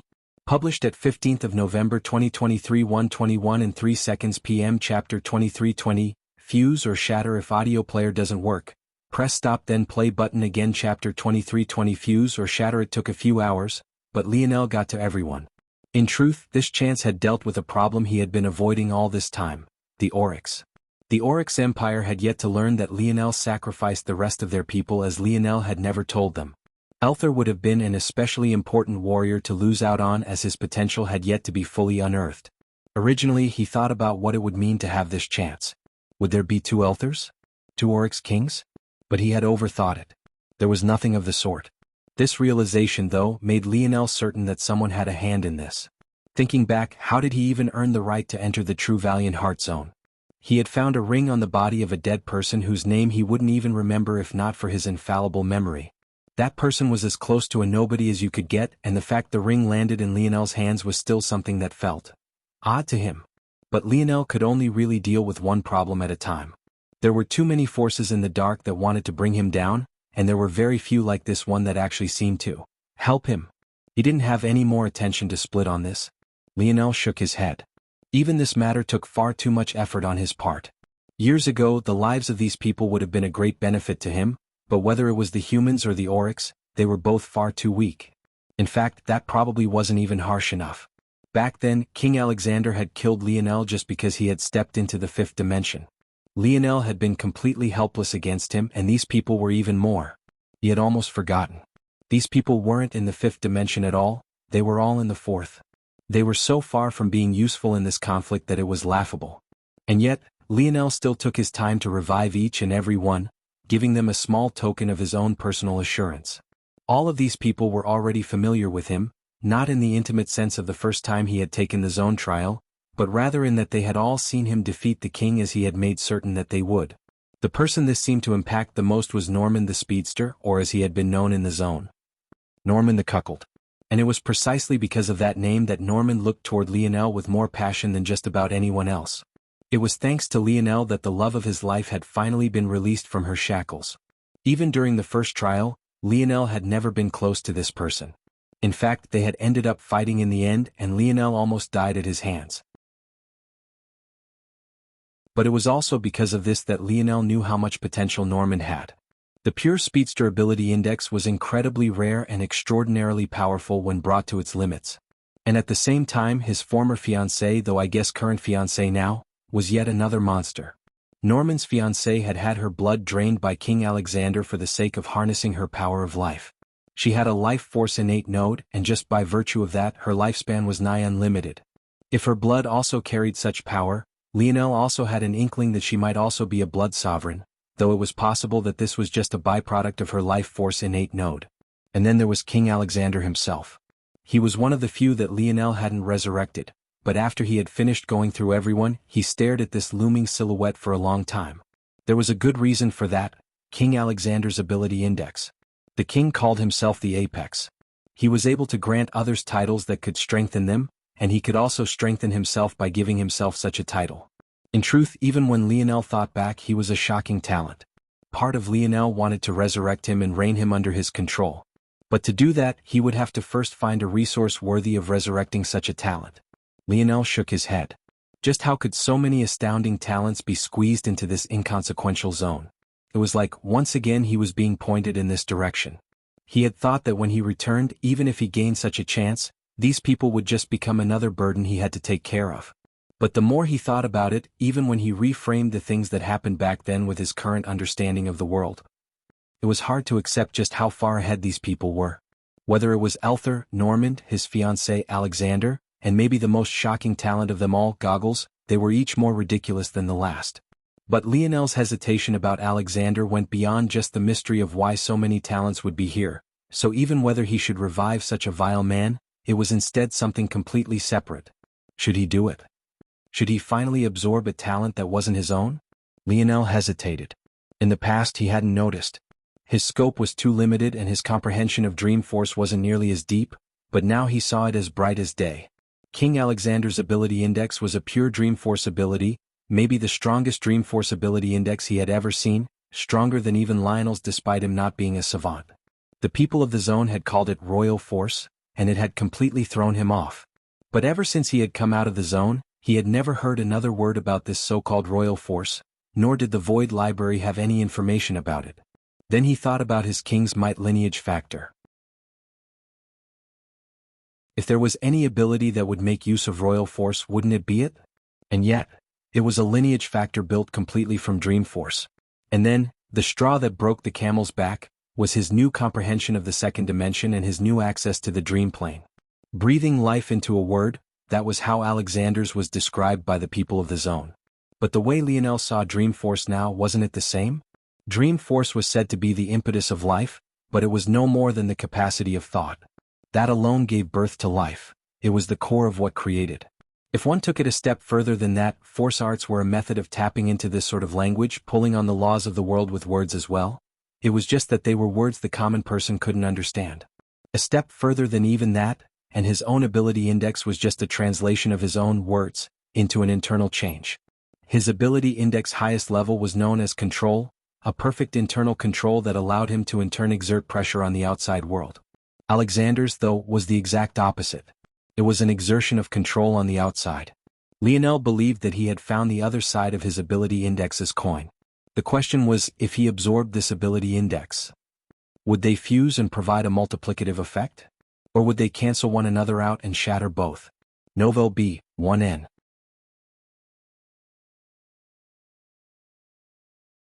Chapter 2321. Published at 15th of November 2023 1:21 and 1 p.m. Chapter 2321. Goggles. If audio player doesn't work, press stop then play button again. Chapter 2321. Goggles. Lionel thought about it for a long time, longer than he wanted to admit. Considering his speed of thought, he knew the right answer immediately, but there was a sort of thirst for power that was pulling him in the opposite direction of the smart choice. He knew well that it didn't make sense for him to take this risk right now. If his ability index changed too much out of his expectations, he would be screwed. He had relied heavily on his ability index to get to this point. He had spent years constructing abilities around it. Even the strength of his spear force, one of his greatest offensive cards right now, was built with his ability index as its foundation. If not for Dream Class, how would he have mastered his grandfather's way of the spear so quickly? And if he no longer had Dream Class, would his insights hold well? He actually felt that he would be fine even without Dream Class because his comprehension had already solidified, But what about into the future? Would he make his path of the spear easier or harder? There was another reason that Lionel was so hesitant as well. Thinking back to his battle with Miguel, the latter had used words to breathe strength into his swords.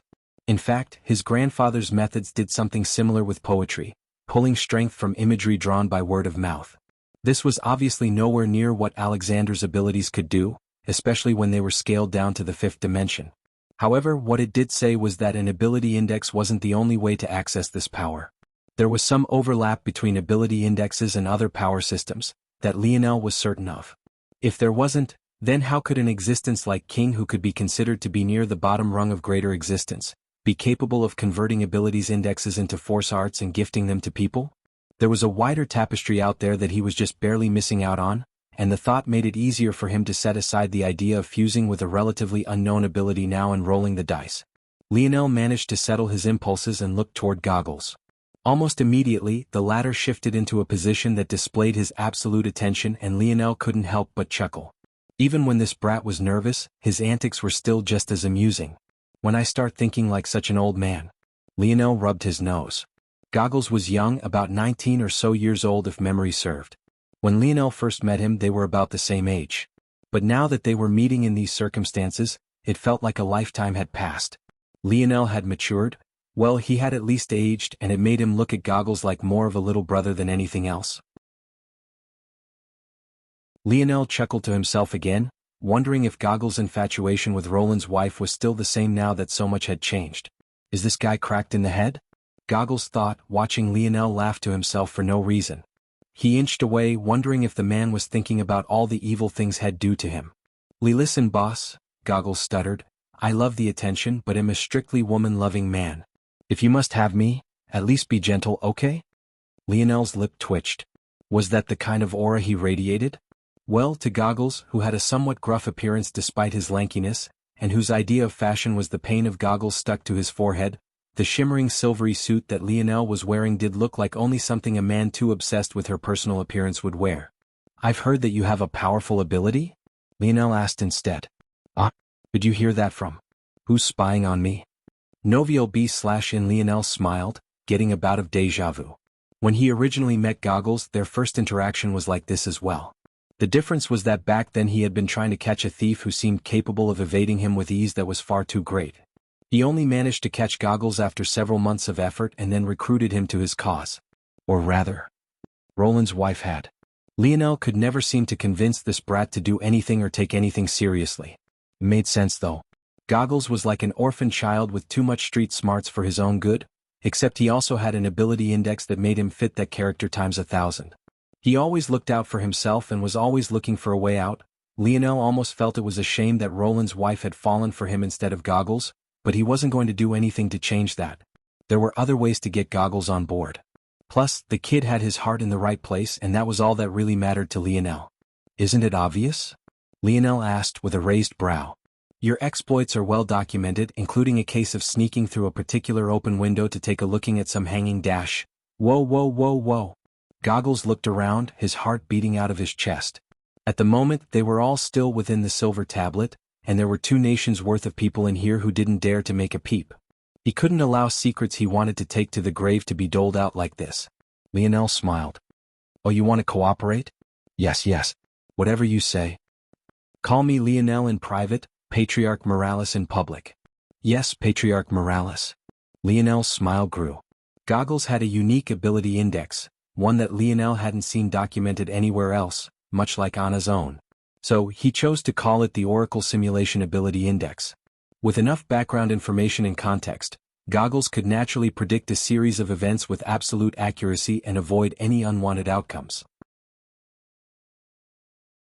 If there was any trump card he would need to save his father, wouldn't it be Goggles?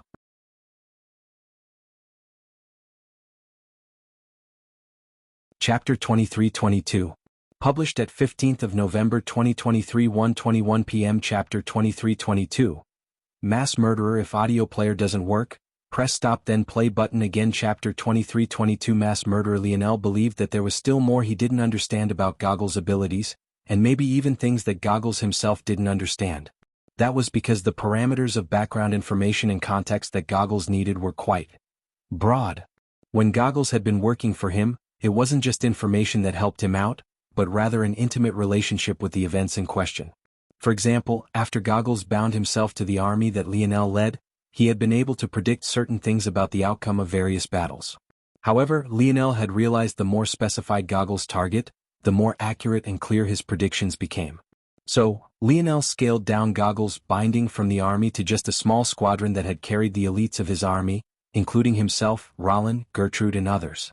After doing that, Goggles' prediction ability skyrocketed, and he began to make them more frequently and with more clarity. As such, there were two necessities that bound Goggles: information and/or relationship ties or bonds. But this didn't exactly seem to just be a simulation. It seemed to allude to that mysterious force L. Ryan spoke about, the very same mysterious energy that was the reason why L. Ryan didn't form more innate nodes than he needed, and also why stealing innate nodes wasn't something the strongest did. There seemed to be faint ties between the two, and it fascinated Lionel. It also meant that Goggles' ability delved into a force much deeper than what it seemed to on the surface. When Lionel first learned of the ability, he had likened it to his own attempts at simulation. But he was very much wrong about that. Goggles was on an entirely different level. Lionel believed that if Goggles had read through the entire library of the Void Palace, he might be capable of doing something similar to Aina in that he could seek out the perfect path for himself.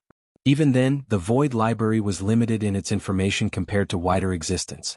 If he fed Goggles this kind of information, just what kind of monster would he become? After all, if stronger relationships and a more focused lens made Goggles' oracle-like abilities sharper and more accurate, what better target was there than Goggles himself? Lionel's gaze became a bit more gentle as he swept a gaze through everyone present. Noble B. 1N, you all may not know me and rightfully don't trust me very much. You've spent years beneath a tyrant, and those with power aren't exactly the ones you would be willing to put your own lives in the hand of. So, I will give you all power of your own. Grasp the chance I give you, and the King Alexander, the supposed apex that barred your path for so long, will be nothing more than a stepping stone in your path. You don't need to trust my words now, nor do you need to show me some undying loyalty. You won't believe it, and neither would I. Instead, it'll allow you the time to see for yourself. The approach that Lionel took with this batch of people was much different than he did to those of the Morales, or the Constellation families, and definitely far different from the treatment he had given the Spirituals' religion and the Suyards. He felt like he owed these people, and for the first time in a long time he felt like Lionel.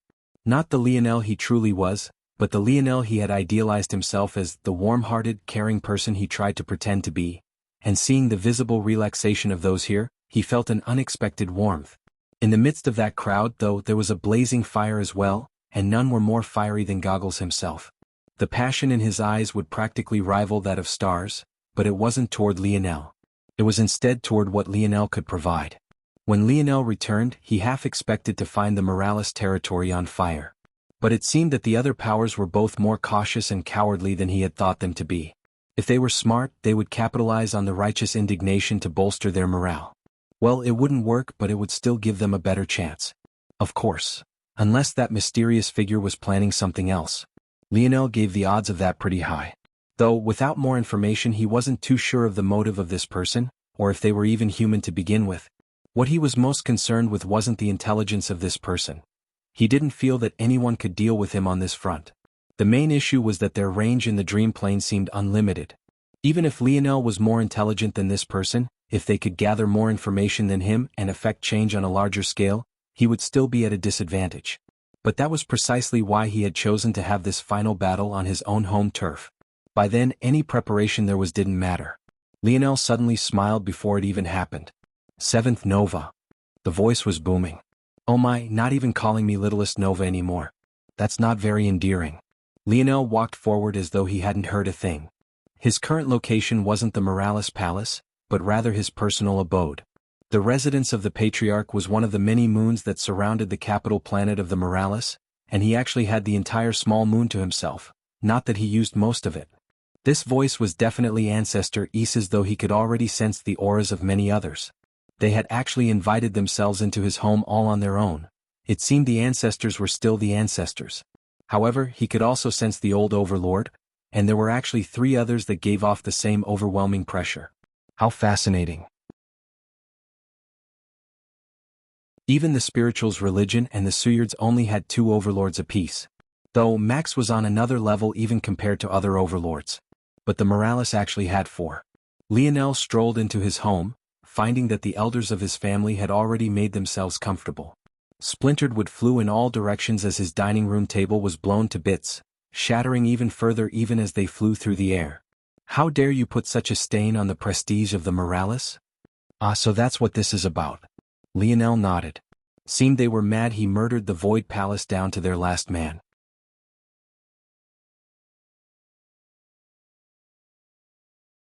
Chapter 2323, published at 17th of November 2023 8:30 and 48 seconds AM. Chapter 2323, Terrible Grandmother. If audio player doesn't work, press stop then play button again. Chapter 2323, Terrible Grandmother. Lionel walked in with a smile. What a pleasure. I always love seeing people invite themselves into my home, it's one of the finer things in life. Issa felt her momentum stiffen, as did her face. It was indeed true that it was unbecoming of existences like them to ignore the rules of etiquette so blatantly, but usually when they did so, no one would dare to say much of anything about it. Lionel, though, clearly didn't have this sort of filter. Overlord Morales, or rather the very man who had once held the Morales world spirit, shook his head and sighed. In truth, he was the one who had co-signed to Lionel's actions, but he didn't expect things to go this far. It was hard to defend. Even in war, there were bottom lines that you didn't cross, that you couldn't cross. On the one hand, Lionel had made the Suyards the slaves of the Morales, along with the spirituals' religion. On the other, he had massacred the future of the human domain. Although the strongest of the elites in the youth no longer attended the Void Palace, just how close had they all been to being there? Lionel's actions were simply unacceptable. Was he trying to make them an enemy of the entire world? Is that all you have to say for yourself? Issa growled. Her temper was just as fiery as any other Morales, but it was especially so now. You used demons as an excuse to kill Third Nova, your own blood brother. But now you use demons yourself? Even if you didn't use demons, just your actions alone prove what's in your heart. How dare you? Oh, so it's the moral grandstanding. If that's what it's about, I have all of their ethereal glabellas stored, I can revive them whenever I want. Is it really the same when I have the ability to bring them all back? At worst, they'll just be a little traumatized. As for the demons, so what? I used that as an excuse to get you all off my back. I think you know best the real reason why I've kept Third Nova hidden, and now I'm too bored to keep it a secret. Would you like to investigate the matter? Issa froze. This kind of attitude. The problem wasn't what Lionel was saying, but rather that he was the one saying it. It showed disregard, it showed a sincere lack of respect for them, and most importantly, it showed that even if they turned on him right this moment, he would care because he could simply subdue them all. At that moment, it was another overlord who spoke. She was significantly younger than the old man, but this was something that Lionel already expected. The world spirit could only be used to extend the life of one overlord at a time, and that had to mean that if the others were sitting here just fine, their age was clearly much less of a factor. Even so, she was still an older woman that looked to be in her 50s. She had buzz-cut hair that made her look somewhat like a monk, and this was only exemplified by the thick prayer beads that hung from her neck and the even thicker rope around her waist. Lionel smiled toward her even before she finished pronouncing her first words, and it made her shudder. Even so, she was an elite and regained her composure immediately. None of us here are your enemies, Seventh Nova. When did I say that you were? Lionel asked. As I see it, our relationship could go one of two ways. I could treat you all like the grandmas and grandpas I want you to be, or I can treat you like the elders of a power I need to wrest control from. Which path we take will be up to you. The old woman looked at Lionel deeply. Your words exude a confidence that doesn't match your age. I'm sure you've met my father before, I guess it just runs in the family, Lionel replied. Indeed. But neither you nor your father understood our sacrifices. Neither did your grandfather before him. Are you insistent on following their path as well? I won't be following my father's path, but only because I would like to help the Morales family to rise up with me. If though I have to fight and pull for every inch from you all, I would prefer to not. I'm sure you understand that the only tie I have to the Morales family is my father and I guess my uncle. Other ties I don't care much about, and it's becoming very tiresome to have to coddle your feelings, especially after I've already accomplished so much. I've said it once before and I'll say it again. I don't like to explain myself, and I certainly don't like to repeatedly explain myself, so it could be said that you guys are getting very special treatment. I am infallible within Morales territory. If they attack this place, they die. It's really that simple. The Constellation families have fallen. The Suyard family has fallen. The spiritual religion has fallen. The Void Palace has fallen. Shield Cross Stars has been crippled. Is this still not enough? Silence fell. Even so, I think it's good that you all are here because it saves me the effort of having to go out and look for you all. In the past, I was a bit cautious with exactly how to proceed given that there's clearly a hidden faction within my Morales family, but now I'm much more confident. How about I give you all a chance to step out on your own? The old man seemed to have aged considerably when Lionel said these words. Was he still too young? Had he been too confident in him? Ah, how interesting. Lionel's eyes suddenly lit up. So you. Lionel pointed out over a dozen individuals instantly, and every time he did, especially from the third one on, the temperature in the room seemed to drop. So tell me, what did my terrible grandmother promise you all? An avobenen.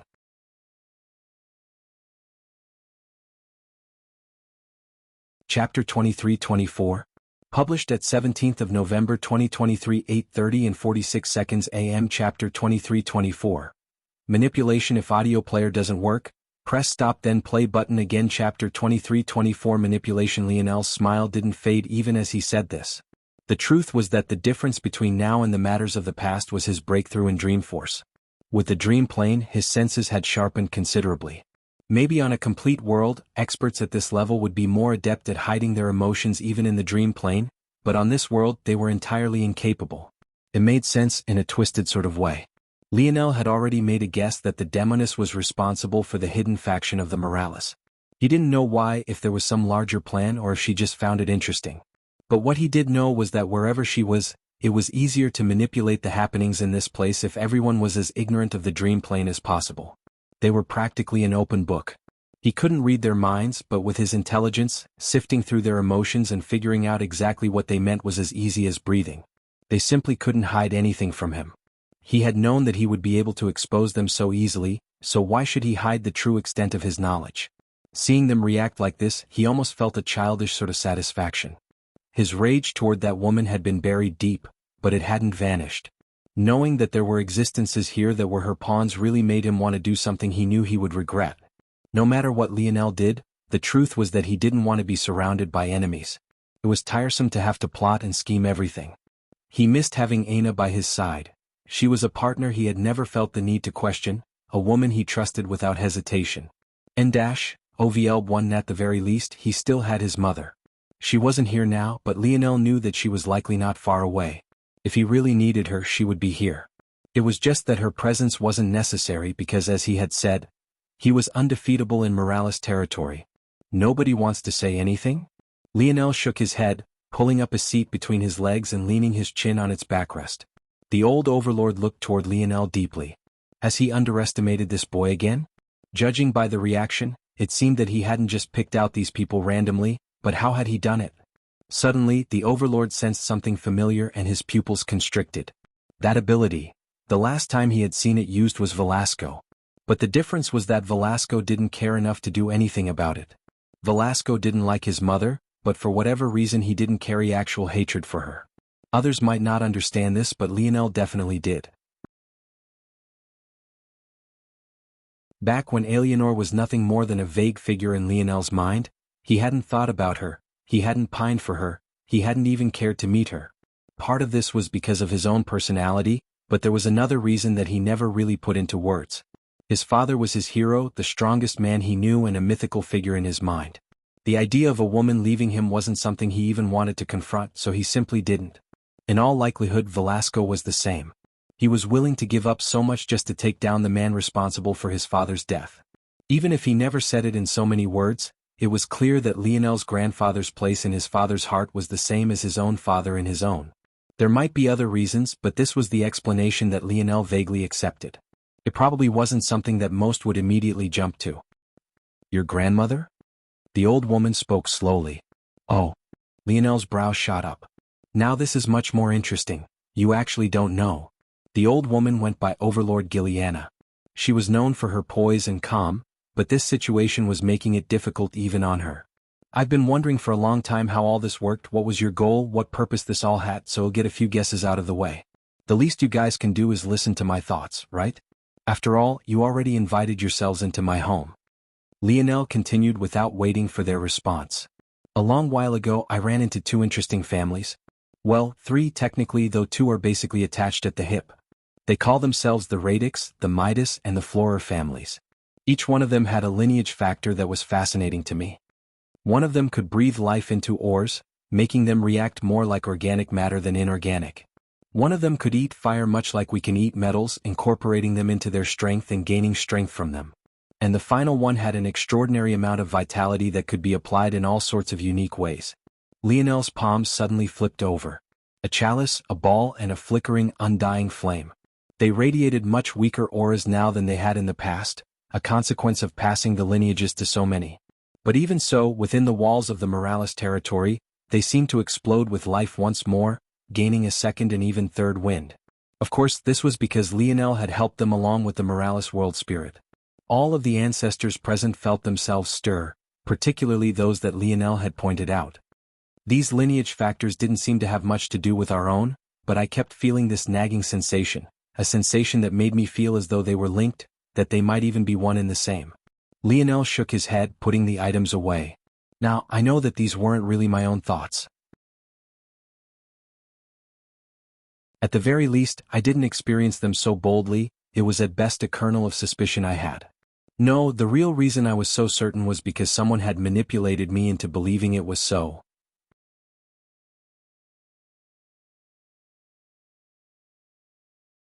Chapter 23-25. Published at 17th of November 2023, 8:30 and 45 seconds AM. Chapter 23-25. United. If audio player doesn't work, press stop then play button again. Chapter 23-25. United. Lionel scanned the room calmly. I thought long and hard about why it was that an existence like the Demoness would care so much about this matter, but then someone told me a little story, a story about godlike beings finding the human race to be extremely convenient test experiments for their paths. Then it all clicked for me. The Morales were convenient lab rats, and my grandfather was probably a man who broke through certain barriers that the Demoness was looking for. So, she chose to sire a child who ended up being quite a success in my father, and she even managed to reproduce the success with my uncle. But it was also very curious. My uncle was clearly far less powerful than my father, so why was that? Why would she purposely seal away one of her sons and only allow one of them to thrive? I didn't know the answer to this one either, at least not initially. But then? Lionel laughed, letting his words hang for a bit. I bet you're seeing a little bit of a pattern here, aren't you? I don't know something and then I suddenly conveniently do. It's enough to drive you crazy. Is it really because you're so smart, so intelligent? Or is it because I'm being manipulated again? Seeing the glare he was getting, Lionel's smile deepened, and he didn't seem to mind it. The charisma that exuded from him was palpable, but all these ancestors could feel was that uncomfortable uncertainty that they too were being manipulated. But then, Lionel continued, I learned of the dream plane. It is worse than a two-way street, it's a street of infinite lanes and paths, ones that can be used by a countless number of people. I wondered if the Demoness was making so many moves in this small world, just how many of them could be hidden. If she could even sense her name being spoken, what could bad actors sense should they wish to do so? So she took precautions. She only allowed one of her sons to thrive. She didn't take action when her sperm donor died. And she even split the lineage factor she was working on into several pieces until the time was ripe. She buried much of her influence into the psyche of the Morales, keeping many of you in the dark, splitting you into factions, stirring the confusion to the point that even you all thought you were on different sides. And now she expects me to pick up the pieces. After all, I was the one that fused her precious lineage factor into one, and am also the one that needs to succeed in the trial the Cataclysm Zone has planned for us so I can deliver myself to her in one piece. She can't have any scratches getting on me now, could she? Am her precious lab rat, grandson. She also can't let me risk my safety any more than I already have, so how could she let me use my bloodline freely? That would make it possible for her enemies to sense me, and that would ruin my chances of staying alive until I fell into her clutches. Lionel's smile was still there, but it was decidedly dark and cold. The chill in the room now had far less to do with the ancestors, and those that had yet to meet Lionel before only now realized just the level of horror they were facing. The entirety of the Morales sector seemed to bear down on them. It was the kind of heart-rending pressure that made them all want to fall to their knees. Lionel waved a hand, and at that moment, a startled third Nova appeared, causing Issa's expression to change several times. First came astonished relief, then confusion, then a hint of embarrassment, then rage before it all came crashing down into a helpless sigh. He really played them all. Regardless of what you all think of me, I am not a bloodthirsty person, especially not toward my family. You say that I turn the human domain against you all, but I'll say it again. The human domain is already against you all. There has been no room for negotiation ever since my father died. He was far more of a deterrent than any of you all know. I would like our family to be a united front. But if you can't trust me to do what I need to do, even after all I've already accomplished, then say so now. Because if I learn of it later, and trust me, I will learn of it, my reaction will be as cruel and ruthless as what all the others have experienced. And, Zero Vulbin, if you want to be a separate faction then I would allow you to be a separate faction, and I would also treat you as such. Third Nova stood blankly, not quite knowing what to say or so. He didn't understand what was going on, but judging by the situation, Lionel had succeeded in becoming patriarch. But Lionel's standing as patriarch seemed to be far beyond anything he had ever seen before. Just why were so many ancestors gathered here, just what? He felt his heart tremble. You, where? Lionel gave Third Nova a glance, and the latter froze in place. He regretted that he had spoken immediately. He had wanted to ask about his demon companion, but just what was this presence? Lionel's gaze suddenly flickered as he looked up. It seems that our time has come to an end. By this time tomorrow the human domain will be united as one. I hope that in that time, the Morales will also be as united, or else he'll have to shed the same blood here as I have outside. Lionel stood, a halo of light descending toward him as he vanished, leaving a stunned Third Nova and a group of elders without the words to speak.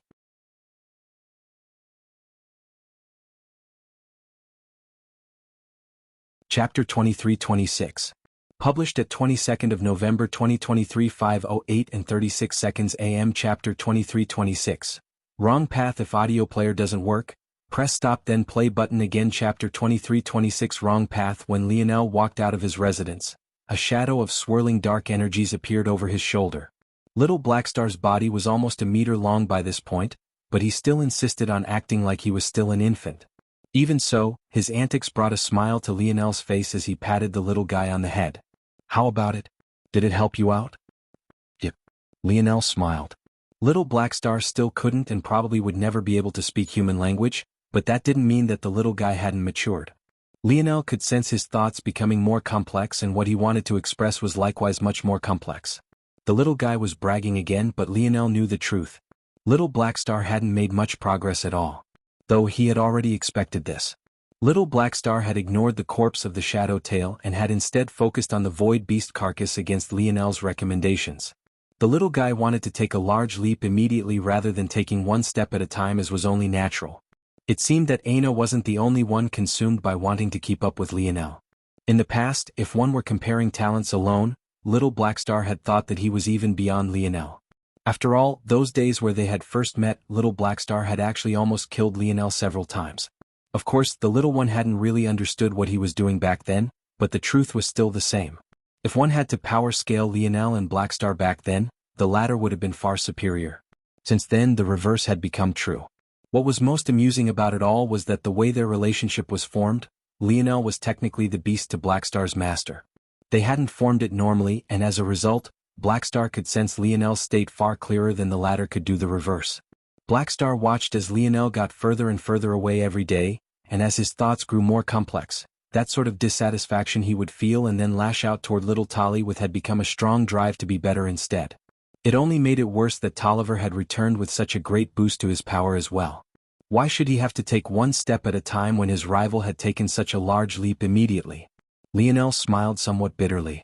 In the beginning, it was true that Blackstar could feel his state and hear his thoughts far clearer than he could do the reverse.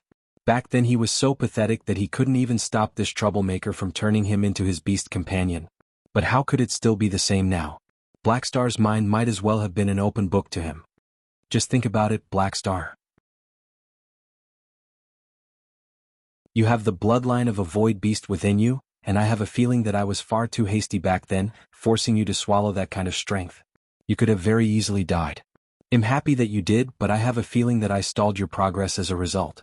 Absorbing too much too early instead of supplementing you just buried what potential you had. That's my fault as your companion, but don't let my mistake be what keeps you anchored for so long. I want you to follow me for a lifetime, so do as I say and not as I do, okay?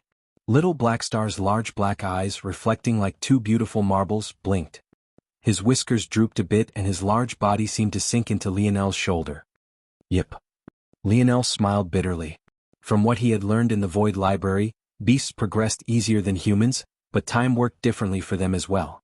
Little Blackstar was an infant when Lionel met him, and even after experiencing a 20-plus-year time dilation, he was still an infant. Little Blackstar might have to turn a century old before he could transition into adolescence. Lionel realized that he had been too hands-off with the little guy. If he had never done anything to alter Little Blackstar's path, he could continue to be. The problem was that he had pumped Blackstar full of a bloodline that wasn't his own, causing the usual instincts Blackstar would have had toward his path forward, something innately born to him as a beast, to dull considerably. It was all Lionel's fault. He had messed with things he shouldn't have when he was far too ignorant to do so, and now Blackstar was suffering the consequences. Novio B/1 and somewhere within Blackstar, there was talent and potential strong enough to consume Void Beast blood without dying.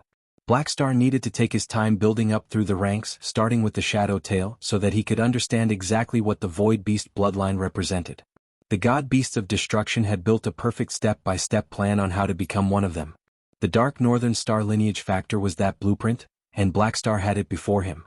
Once Blackstar perfectly understood what was Void Beast within him, and what was his own talent, then he could begin to properly separate them and maximize the use of both. Little Blackstar was special, he knew that. If you could just inject Void Beast blood into a person and gain their abilities, then why was it that they had to experiment with humans? Why not just find a whole bunch of beasts and pump them full of their bloodlines? And yet, he had done exactly that with Little Blackstar. Suddenly, Lionel's eyes lit up. Indeed, Little Blackstar was just an infant or maybe a toddler by this point. Why was he trying to talk to him like an adult? So, he stopped holding back, telling the little guy of something he had thought of much earlier. As Lionel spoke, he strolled toward the battlefield as though Morales' territory wasn't under threat of imminent collapse.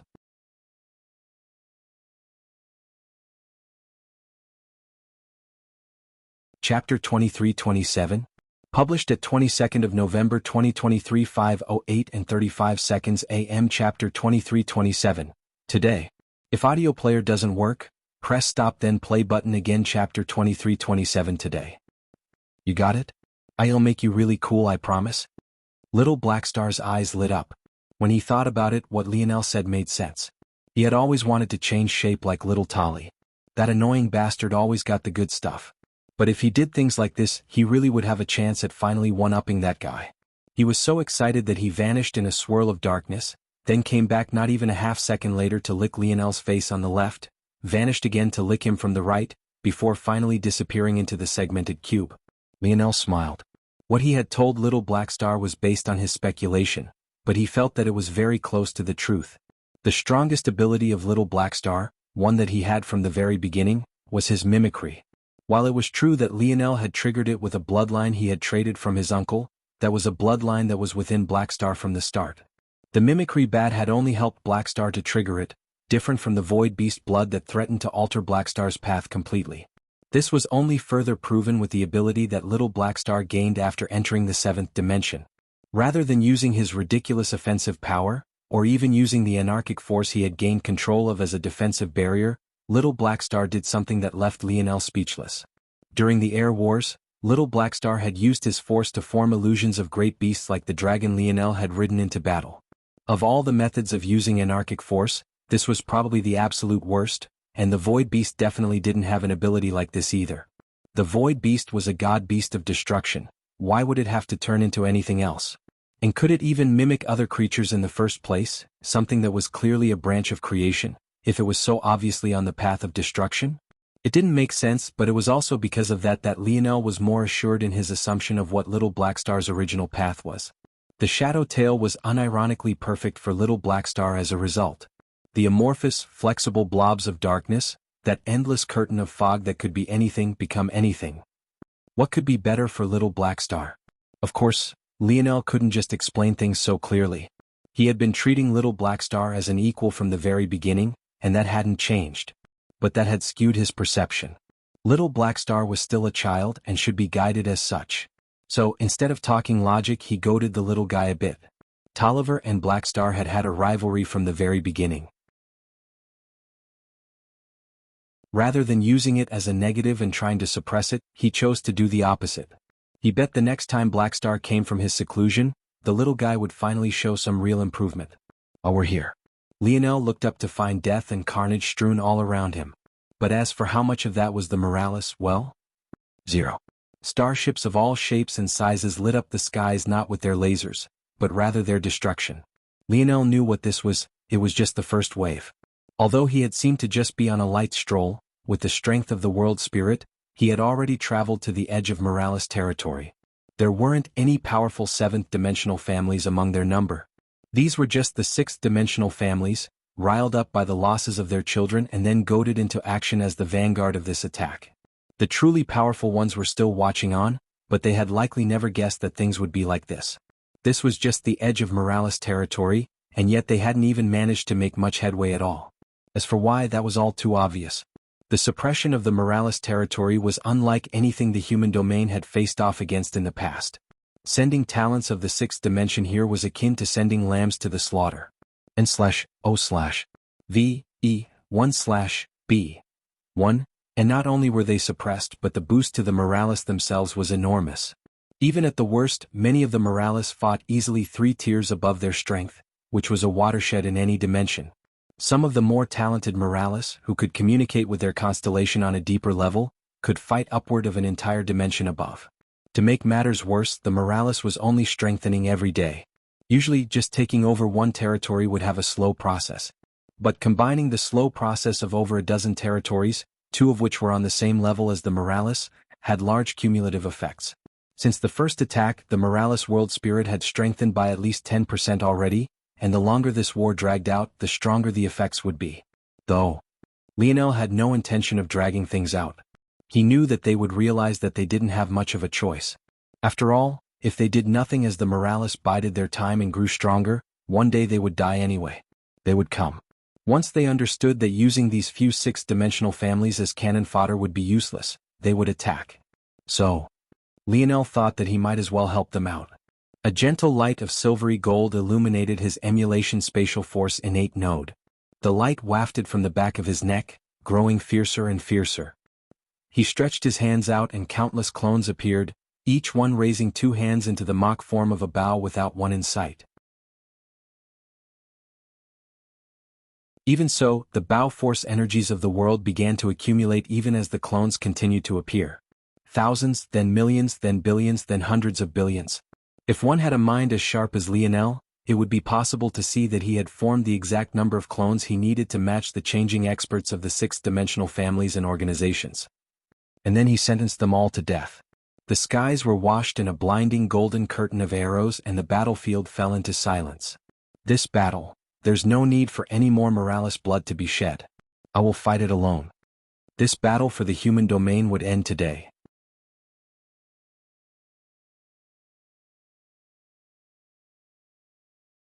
Chapter 23-28.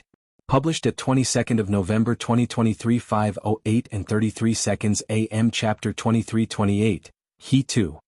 If audio player doesn't work, press stop then play button again. Chapter 23-28. He too. The deaths came in a single world-ending tidal wave. In one moment, the battlefield was flooded with sounds of battle, and in the next, it was like a god had descended from above, snapping his fingers and ending it all in an instant. If you want to challenge the Morales, I would advise you to bring the best you have. Gravity warped and flexed, several Tier 1 starships appearing on the horizon. In fact, several wasn't enough to describe it, there was easily a fleet of hundreds. The number was more than Lionel thought possible. Tier 2 starships already took up a great amount of resources. The wealth required couldn't even be counted in terms of normal numbers, and rather had to be assessed with the revenue of capital cities instead. But even then, what was required to form Tier 1 starships was orders of magnitude beyond. According to Lionel's calculations, the human domain shouldn't only be capable of producing 24 Tier 1 starships. This number was almost 10 times that. Lionel's lip curled. The only explanation was that the Omen family hadn't just improved the design of Tier 2 starships, they had made a huge stride in improving Tier 1 starships as well. This wasn't surprising to Lionel, it was within his expectations at odds about 60%.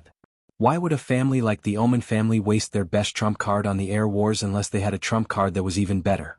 The only reason he hadn't assigned an even higher probability was because it was potentially true that the omens had found his death to be a worthy exchange. He was the link between the only two eighth-dimensional worlds of the human domain, after all. But even so, this was a bit outside of his expectations. This meant that the breakthroughs of the omens on the crafting front were beyond what he had thought of them.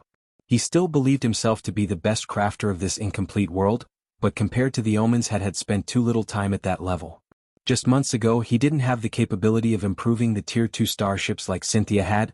He had to rely on his enlightened self to do so. Improving Tier 1 starships was even further beyond him. Even so, he didn't change his plans. His clones vanished in a blink and he clasped his hands behind his back, standing before the strength and power of the whole human domain. At that moment he couldn't help but close his eyes and take a deep breath through his nose. The feelings within him were complex, not because he feared losing, not because he was worried about the outcome, but because of how far he had come, and yet how far he still felt that he had to go. With his memory, he could remember being 17 years old as though it was just yesterday. So much had happened since he was thrust into that Mayan zone. He had bled, he had lost, and most importantly, he had climbed. For most of it, he was aimless, without purpose and without drive. He never really felt the need to find what his drive might be either. And yet, he never really felt the emptiness that should have come from that. Humans weren't meant to be aimless. It didn't sit well with them. It led to a pit of darkness that even the people with the greatest opinions of themselves couldn't easily climb out with.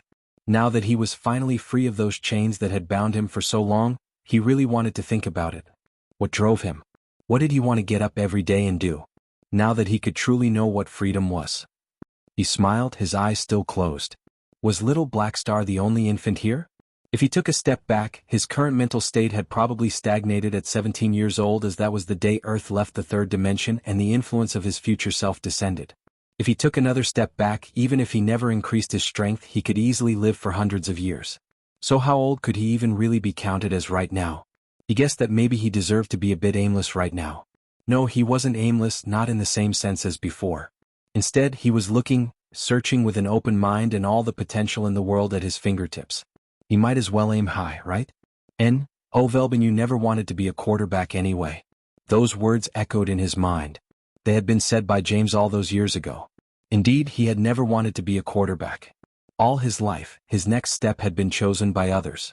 Whether it was the genetic assessment of Earth, his future self, his terrible grandmother, even his father to some extent. Every step had been chosen for him or forced. Lionel angled his face upward. Even with his eyes closed, he felt that he could sense it, the looming presence of the northern star. It was everywhere and yet located in just one place. The end of all things. I think I'd like to lay eyes on that one day. Not because I think you'd be beautiful, though maybe you would be, in a sense. I just want to understand. What was a common thread linking every choice he had made? At the very least, what was the underlying philosophy? When he had chosen to be a king, it was because he couldn't understand how to value a life. When he gave up on being a king during the air wars, it was because his concept of the equivalency of every life had collapsed. Ultimately, he never really cared about life itself. He wasn't cut out to be some holy saint or savior. He was too selfish. What guided him forward was his will to know, his will to understand, his will to grasp the truths of the world. Lionel's heart beat once and the echo roared across the human domain. He too was a wise star order. A stream of golden light radiated out from Lionel.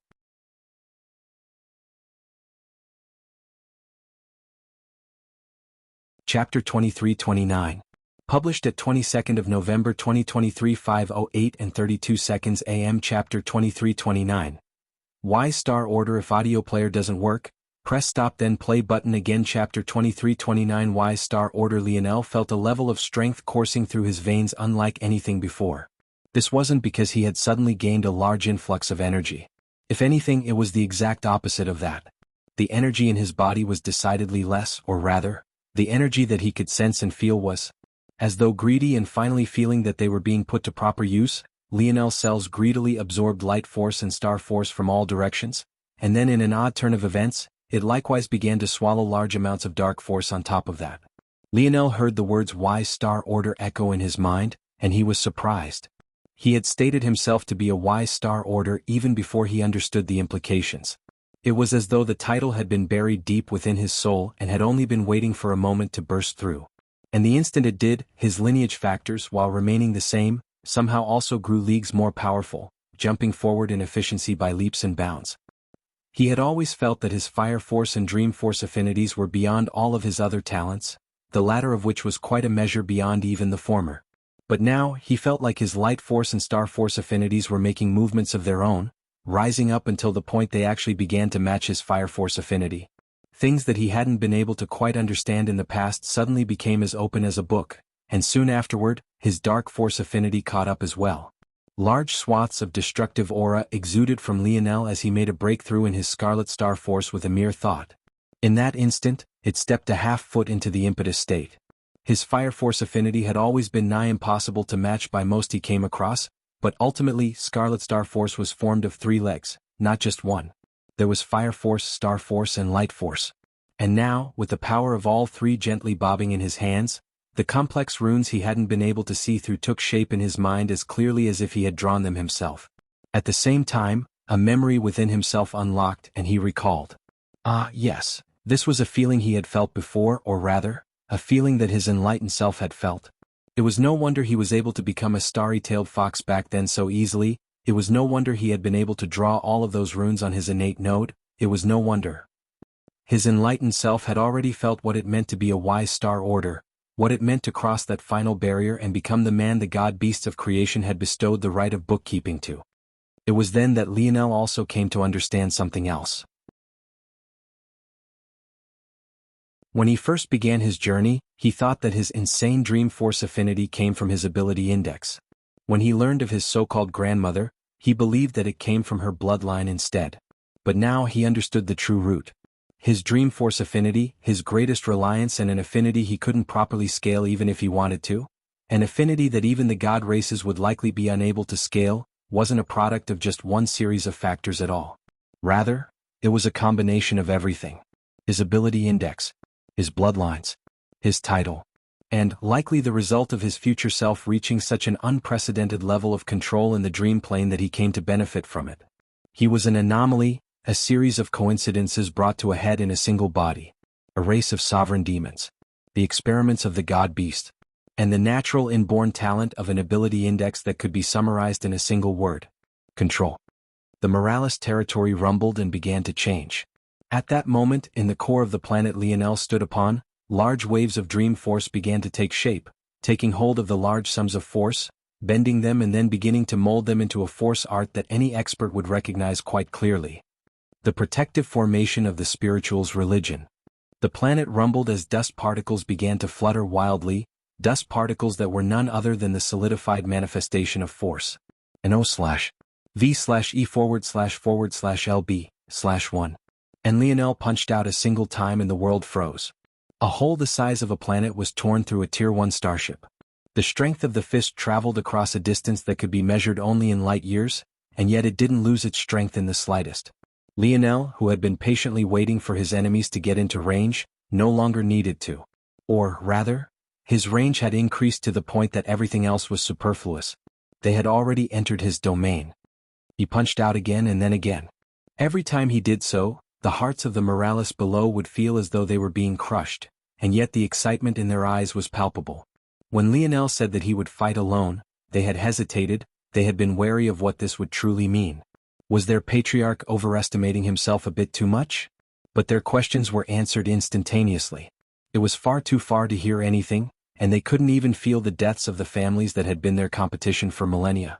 But that only made it all the more surreal. Tier 1 starships, the greatest offensive firepower of the human domain, couldn't even get close beneath Lionel's might. One after another, fireworks echoed and large shockwaves resonated. It would take several days for them to even reach the planet, but by then would it matter?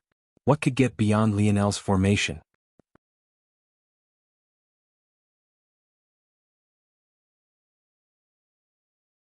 Chapter 2330, published at 22nd of November 2023 5:08 and 31 seconds AM. Chapter 2330.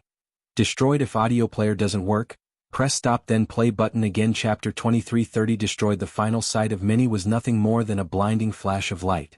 Never did they think that their lives would end so simply, so cruelly. And yet, this was the reality of the world. These large families knew this. Just how many had they snuffed out just like this on their rise to power? Too many. And not a single one of them were acknowledged in the annals of their history, not a single soul. The reality that they would become one such existence in a long line of many only barely sunk in before they were crushed. Lionel stood high in the skies, shaking his head.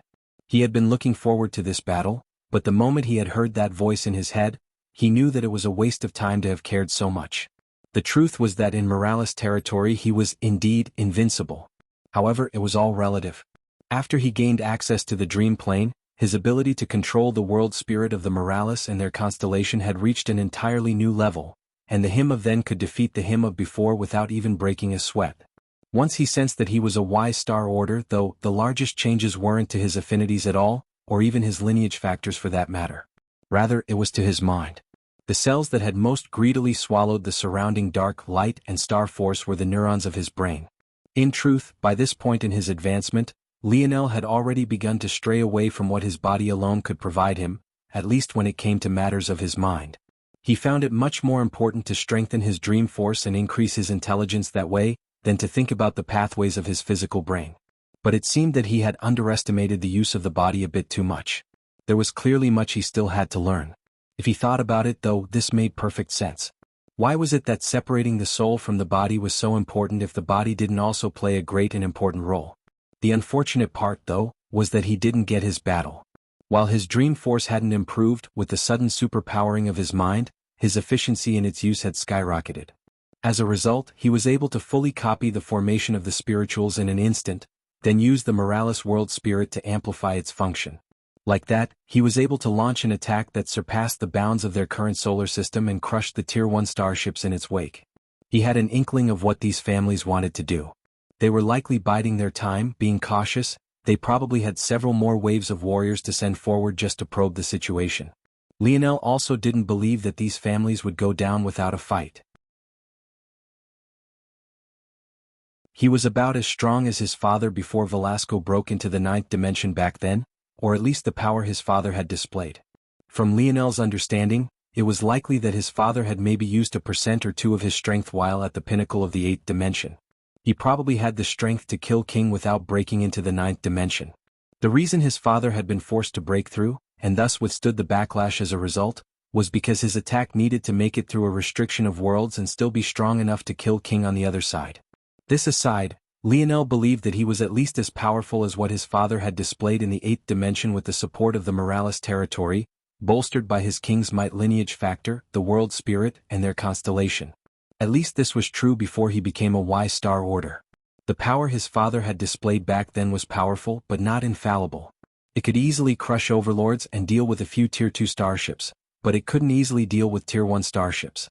That would have required several plans and schemes on his part, not to mention a deep understanding of crafting. By his simulations, he would have needed to withstand the destruction of at least 25% of Morales territory before he would come out victorious, 50% if Shield Cross stars or the Godlen family managed to take out something that really surprised him. Of course, he still had every intention of coming out victorious and he wasn't very worried. But even he couldn't expect that he wouldn't even need to risk so much. All of his enemies had been crushed by a sudden breakthrough. Lionel looked up. It seemed that state of mind was more important than he knew. That and that mysterious calm-like energy Ryan mentioned. It looked like he still had a lot to learn. Vast bubble. A young woman with her head buried in a well of water, suddenly shot back up, gasping for breath. She regained her calm quickly, but she still felt her heart beating out of her chest.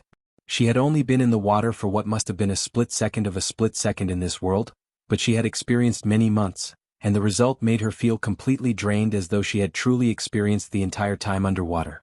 If Lionel had been present, he would recognize this person immediately. Cynthia Oman. The Scorn Queen Beauty. And /1. And but what was she doing here exactly? You've seen what you needed to see? A voice came. My family has been destroyed. The voice stopped, not having expected this. In truth, this was quite embarrassing. They had promised Cynthia that the warning was silly, and even gave her a chance to observe, but the result. Cynthia slowly wiped the water from her face. You can begin the selection now. I would truly like to see how far he can go.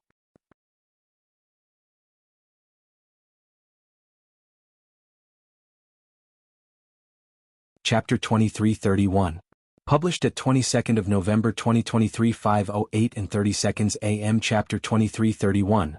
Mere mortals. If audio player doesn't work, press stop then play button again. Chapter 2331. Mere mortals, are you sure? The voice asked.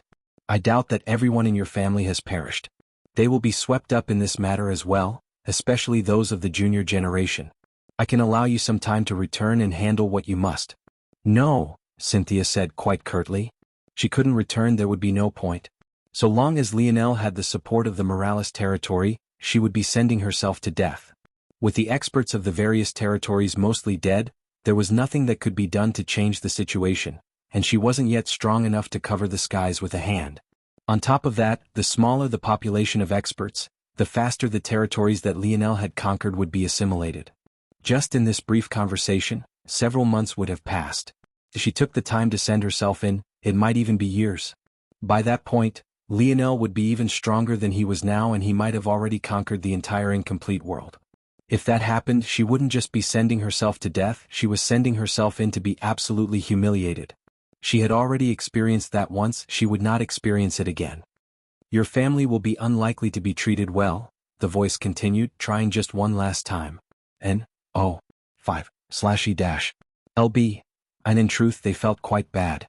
Not long ago they had told Cynthia that just a single person couldn't overturn things in an incomplete world, especially not after making an enemy out of everyone, but the situation flipped on its head seconds later. They would prefer if Cynthia had warm and good emotions about them instead of potentially holding a grudge. But after Cynthia spoke again, she could only let the matter go. Those that I bring here won't be able to survive. They'll live out terrible existences and always be under the thumb of another. I, myself, am not powerful enough to shield them. In fact, I might be the reason they were instead targeted. Only those among them that have the strength to climb up on their own and survive the coming trial should come. The rest of them? I would have preferred if they could have stayed in the incomplete world, but I understand that that won't be possible. A hopefully quick and swift death is the best thing I can afford those who are not prepared. She hadn't been here for long, not even mere moments, but she had already sensed many things. The suppression in this world was greater than even the void battlefield. Anyone just born in this environment would be countless times stronger. And she was very much correct.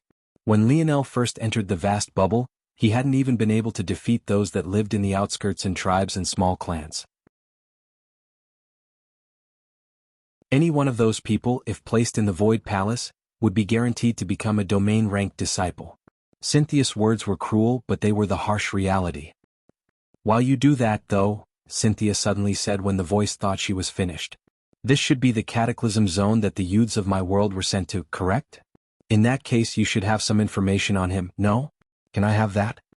Mauve looked out into this distance, still standing within the Godland garden. From time to time, he would mumble something unintelligible beneath his breath and then shake his head in exasperation. It's time to go, Matriarch Pious' voice drifted over. Mauve frowned. Are we really going to go just like this? I've yet to teach that brat a lesson. How old are you? Fuck you. I guess I should report this sort of insubordination. You've gotten too free and loose with your tongue. Did you just forget that I'm your elder brother? Mauve asked with exasperation. You look like you should be my grandfather instead, but you act like you're my son.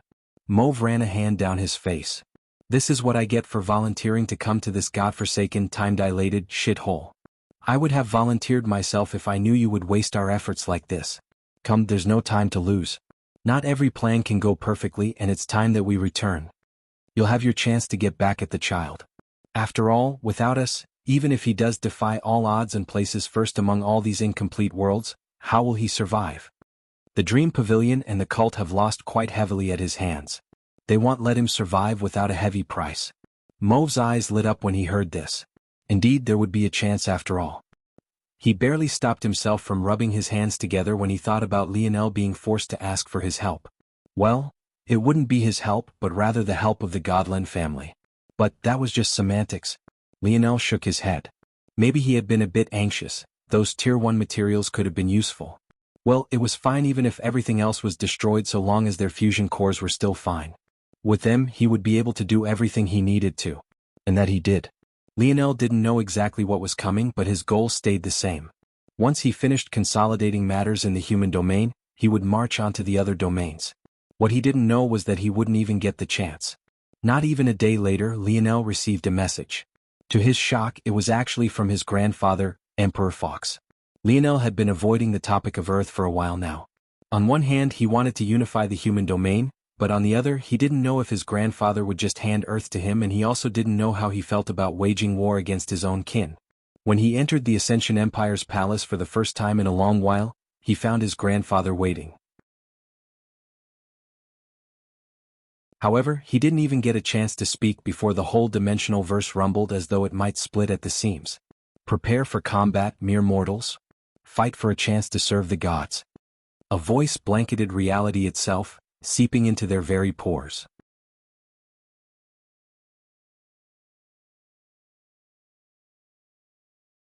Chapter 2332. Published at 22nd of November 2023 5:08 and 30 seconds AM. Chapter 2332. Downfall. If audio player doesn't work, press stop then play button again. Chapter 2332. Downfall. Lionel looked up into the skies and sneered. They had some nerve calling themselves gods, but he guessed that this made sense. Their goal would be to subdue the powerhouses that came out. Unless they formed an image that would demand absolute obedience, they'd have to expend too much effort keeping them in line. This is what those four great families did best. They hid the truth, making them seem infallible when in reality they were weak. They had done it with the ranking system of the demons. Lionel wouldn't even be surprised if all the demons he and Aina had come across in that world weren't even worth ranking to the true demon empires of greater existence. They had done with force manipulation, not wanting talents to rise up and question their rule or their methods. Force manipulation was the way those without talent could rise up in the world and form methods of power for themselves. Keeping such methods hidden away was sinister beyond compare. They had done so with the various lineage factor tablets. If not for Lionel's bloodline, how could he have ever gotten his hands on the Emperor's Might tablet? He did, though, get a small bit of satisfaction wondering how they had reacted to this sudden change. They had probably panicked when they learned that he had taken the tablet. But that wasn't something that he had to worry about for now.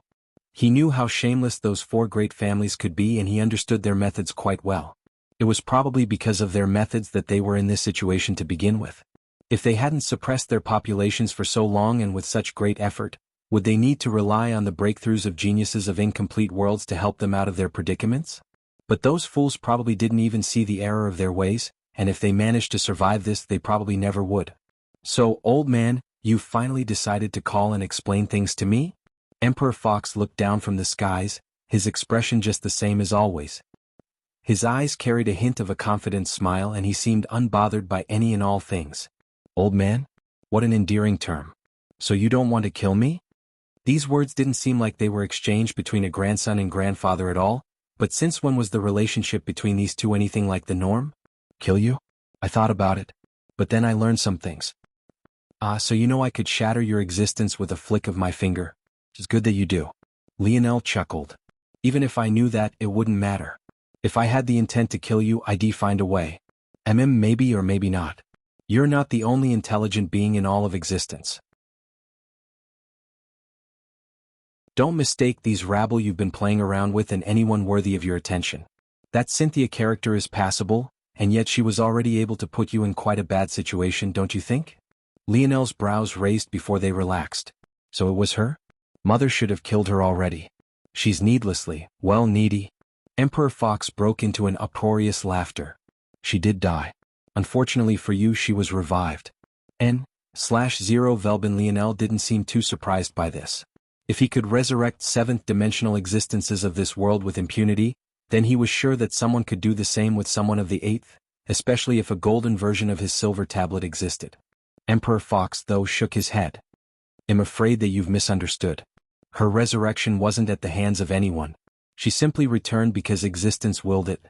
Lionel's gaze narrowed, but Emperor Fox only smiled as though he was satisfied with this explanation alone. Next time you meet her, I advise that you be careful. If you're as carefree and arrogant as you usually are, you'll suffer another loss. She might not necessarily need to scheme against you either. The strength she has will only grow exponentially from here on out, and I would be wary of that. Interesting. Emperor Fox smiled. You're no fun. Lionel clearly didn't have any intention of asking more questions, and that left Emperor Fox a bit helpless. Whether it was that son-in-law of his or this grandson of his, they were both so stubborn. But then again, wasn't he the same? Then, I guess as your grandfather I should tell you some things. You've met the Pluto race, I take it? I have. Lionel nodded. Still confident, are we? It'll never lack that, Lionel said with a grin. Good. In this world we humans might be lowly, but we have our own bite. Spoken like a true emperor. An emperor that will rule all humans one day and lead them up to the world of gods. Emperor Fox's voice was far softer now than it had been before, and yet the conviction made it ring loud. When Lionel heard this, he realized just how much he hadn't really cared about becoming a king in the past. The will in his grandfather's voice wasn't something that he had, at least not toward this matter. And maybe that was why Emperor Fox had just chuckled when Lionel challenged his throne. He had known from the very beginning that this wasn't the path his grandson yearned for. As you know by now, the Fox family was once far more powerful than it is now. We led true empires, and we were the only humans with the ability to stand shoulder to shoulder with the envoys of the god beasts.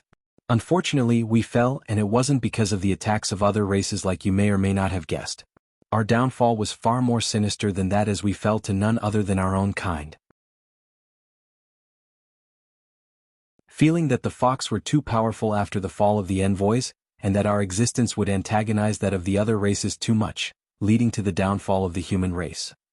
It was humans that shattered our foundations and orchestrated our downfall.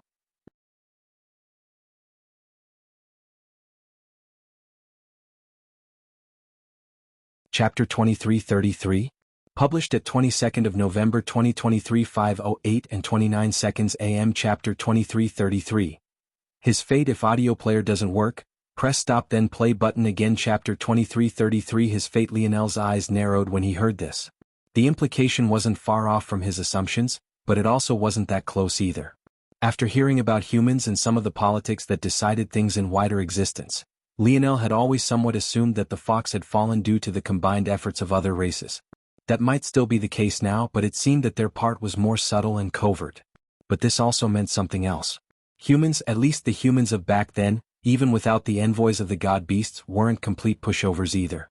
That meant quite a few things, whether that meant explaining why his grandfather was so cautious, or how he'd decide to take his next steps forward as well. The details of that matter aren't something you need to know. I'm sure in time you'll unearth them yourself, and we also don't have much time. Well, whose fault is that? Lionel asked. Emperor Fox chuckled. You're still saying that after learning how the dream plane works? Do you just spend your time spying on me, old man? And why not? Can a grandfather not pay some attention to his grandson? Why does it feel so gross when you say that? Like it's some sort of sick power play? It's not as though I chose who to be related to. You're a little too arrogant.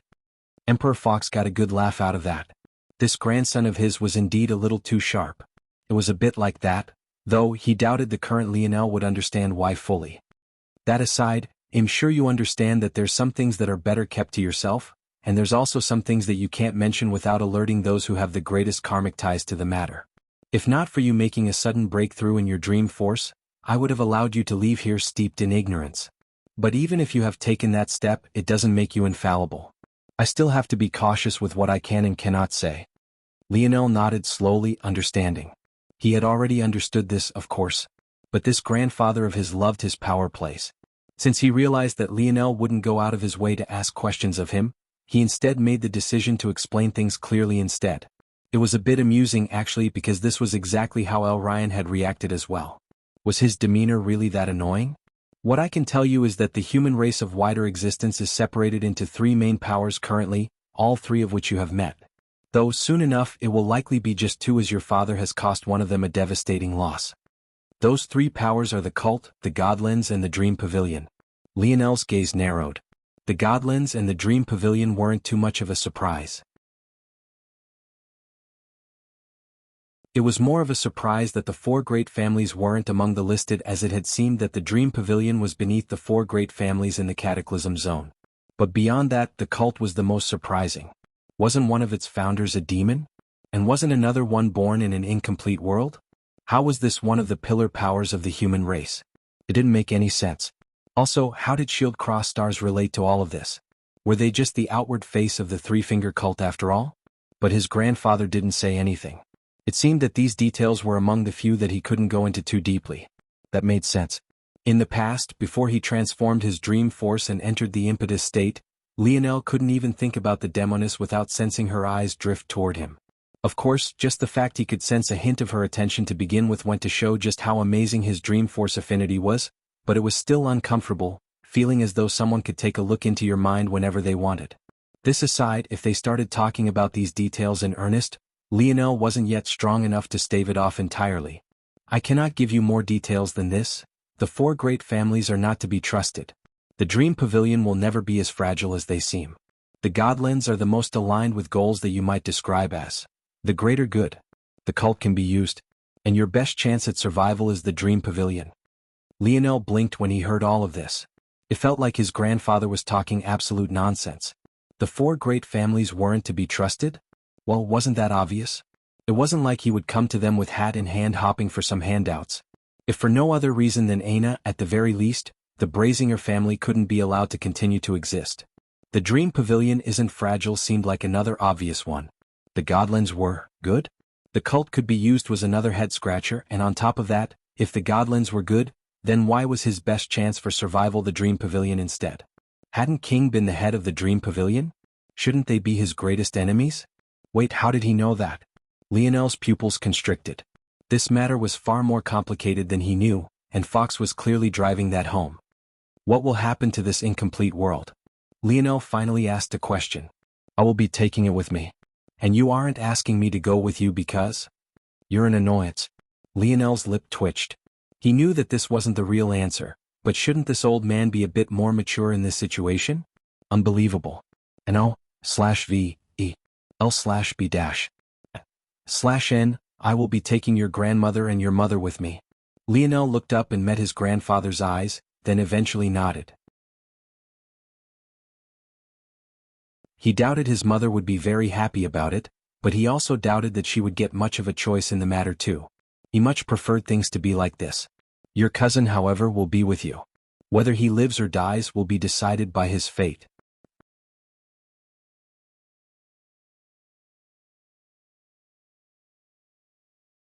Chapter 2334. Published at 22nd of November 2023 5:08 and 28 seconds AM. Chapter 2334. Again? If audio player doesn't work, press stop then play button again. Chapter 2334 again? Emperor Fox looked toward Lionel deeply, but couldn't quite read anything on his face. This grandson of his used to be an open book, but after just 10 years he was already so closed off and guarded already. Such was the weight of existence. Nothing else to ask me?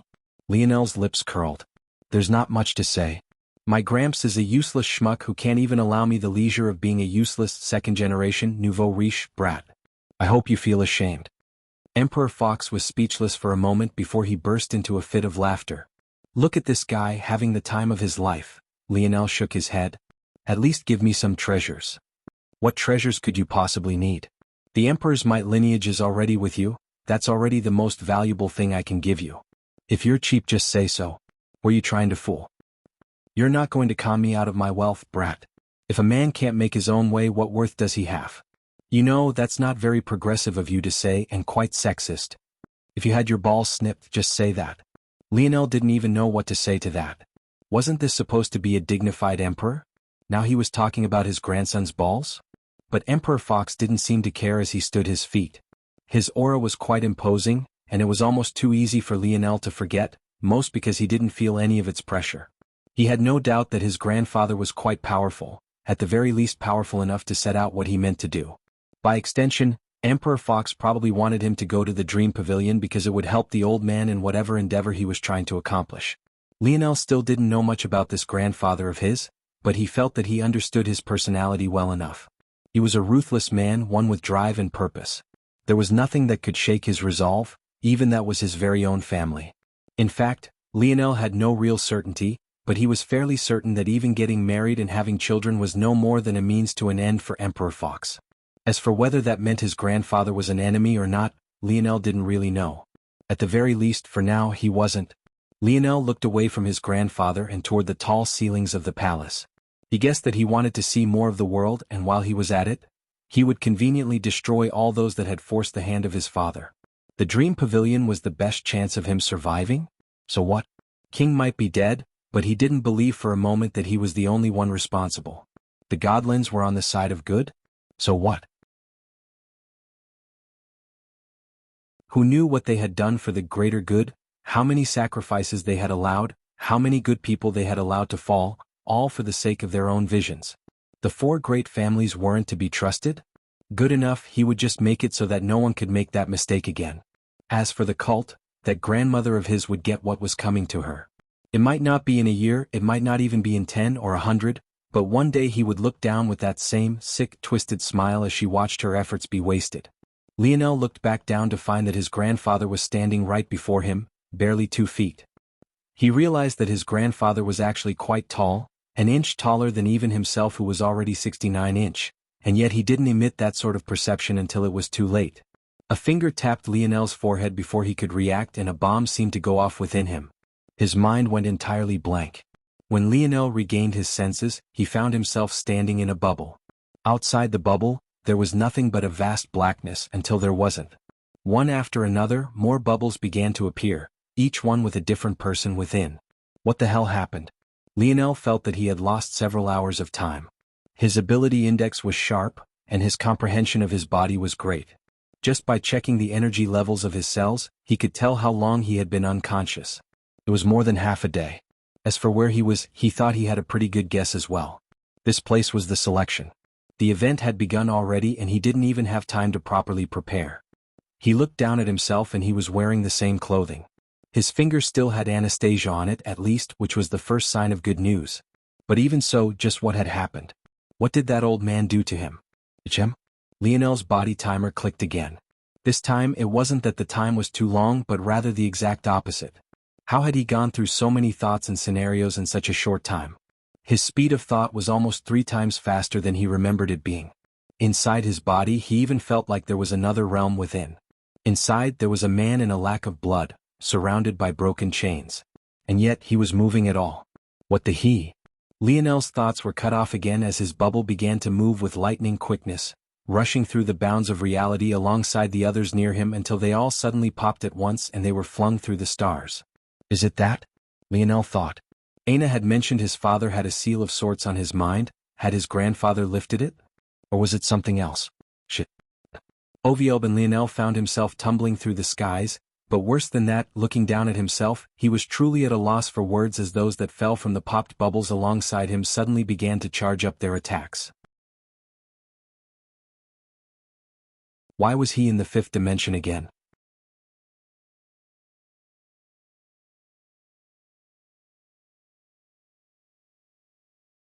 Chapter 2335. Published at 22nd of November 2023 5:08 and 27 seconds AM. Chapter 2335. True Sailor. If audio player doesn't work, press stop then play button again. Chapter 2335. True Sailor. Lionel didn't know how to react to this immediately. He even assumed that his grandfather had screwed him over for a moment, before he tossed that train of thought away. Unless Emperor Fox had stolen his progress, what good did it do him to harm Lionel in this way? It was possible that he wanted to use Lionel as a scapegoat, but that was such a stupid idea that Lionel couldn't even quite take it seriously. He refused to believe that there was anyone in his lineage that stupid. Least of all his grandfather, who had a decent opinion of.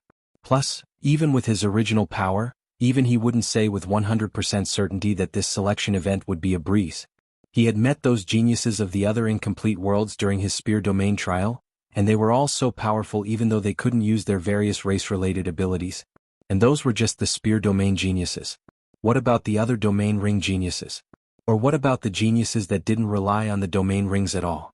They definitely weren't to be underestimated, which was why Lionel had wanted to have time to prepare, and yet he hadn't been given that grace at all. Damned old man. In addition, if the seal on him had been undone, how could he be weaker? His speed of thought was so much faster as well, and he felt that everything was still in the palm of his hands. Maybe I should deal with this situation first. Lionel looked toward the attacks coming toward him and shook his head. These people were weak, pathetically so. He understood though. Even if there were some of the incomplete worlds that would be absolute monsters, the law of averages still applied. For there to be a few monsters, there would have to be quite a number of garbage dumps for wider existence to have the poor opinions of incomplete worlds that they did. That meant that the vast majority of those thrown into this life-death battle would be like the weaklings of the human domain who couldn't even make it into the Void Palace. The only reason that they had attacked him so boldly was because they sensed that he was only in the 5th dimension and thought that he was an easy target. He somewhat lazily stretched out a finger, ready to blast a hole through them all with a strand of spear force. But for them to be so eager to kill me, could there be some sort of point system? I wouldn't even know about such rules because of that damned old man. Maybe I should keep one of them alive just to ask. Lionel readied his attack and then his expression changed. Son of bang. Lionel was consumed by the attacks on all sides. I killed him. All of you scram. One of the experts barked as a tally appeared above his head before blinking out. However, none of the others even paid him any heed.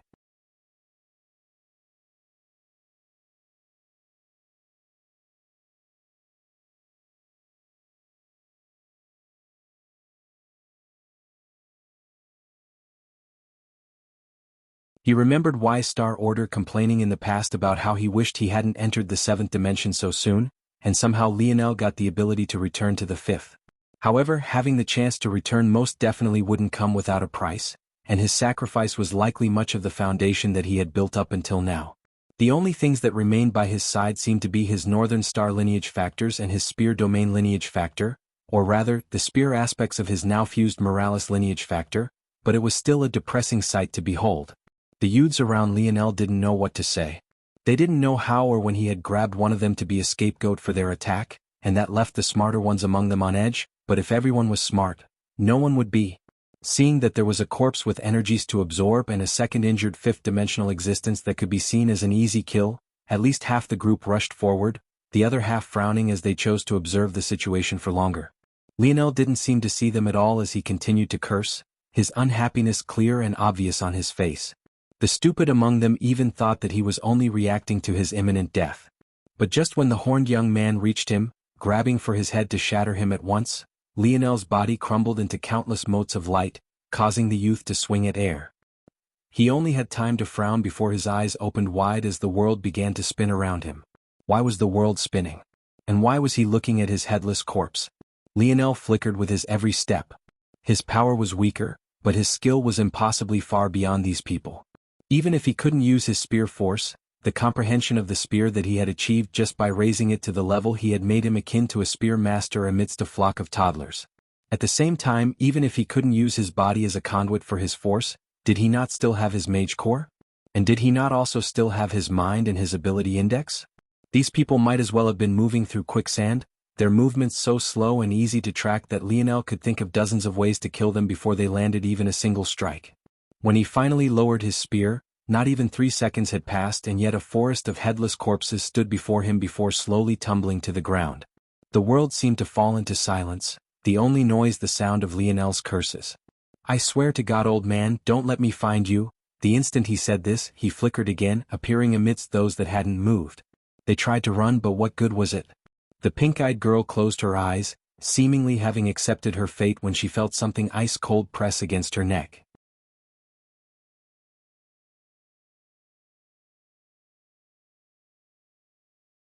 Chapter 2337, published at 22nd of November 2023 5:09 and 18 seconds AM. Chapter 2337. If audio player doesn't work, press stop then play button again. Chapter 2337. How bold Lionel looked down at the girl.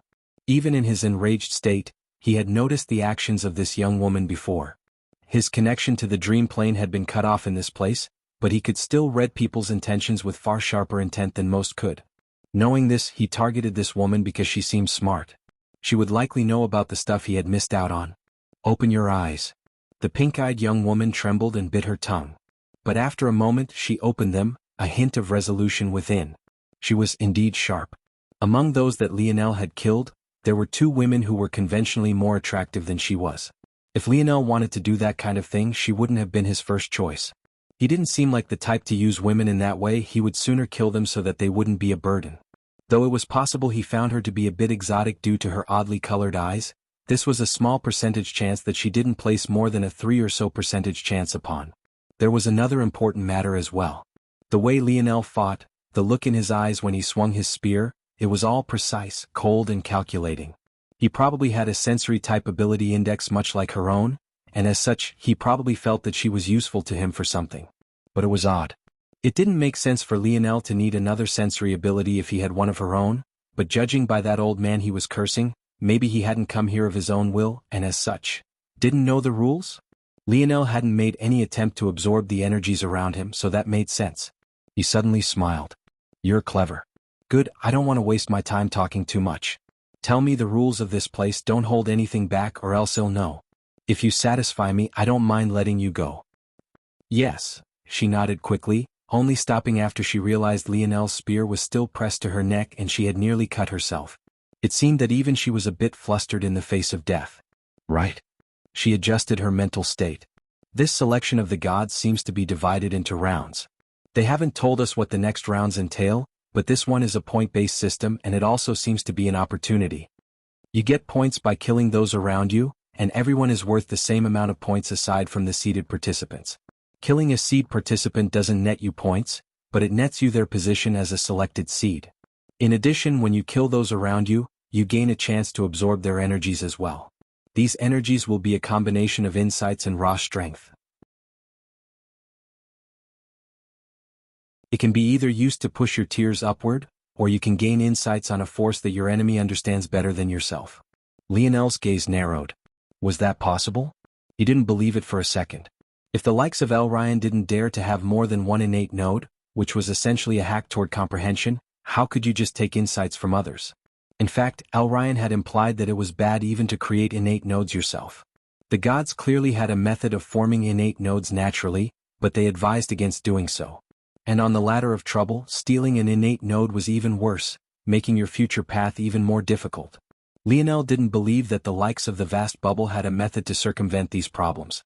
In fact, if his deductions were correct, this method of refining people down into their force insights was likely just a crude method of the god race's ability to create innate nodes from scratch for their descendants. One method was perfect and yet inadvisable to use. So how much worse would the imperfect method be? Lionel sneered inwardly. This was clearly another scheme by the great families. They wanted their pawns to be strong and also use this opportunity to get stronger, but in line with their usual history, they didn't want them to get too much stronger. If Lionel was correct, they wanted the best among them to become extremely powerful within the 8th dimension, but never be able to become powerful among the 9th dimensional experts. And the worst part was that the method was so subtle that even when the day came that their potential ran dry, they wouldn't even think to link it back to this occurrence, making them remain loyal to those families just for a hope of maybe, one day breaking through. It was a clever scheme indeed. The pink-eyed beauty felt her heart skip a beat when she looked into Lionel's eyes. She found it almost impossible to read anything from this young man, but she could still tell that he knew more than he was letting on. She felt like she had to keep talking. Maybe if she proved herself useful enough, she could stay with Lionel. After all, she doubted that only Lionel would be this point. Just how vast was the cosmos?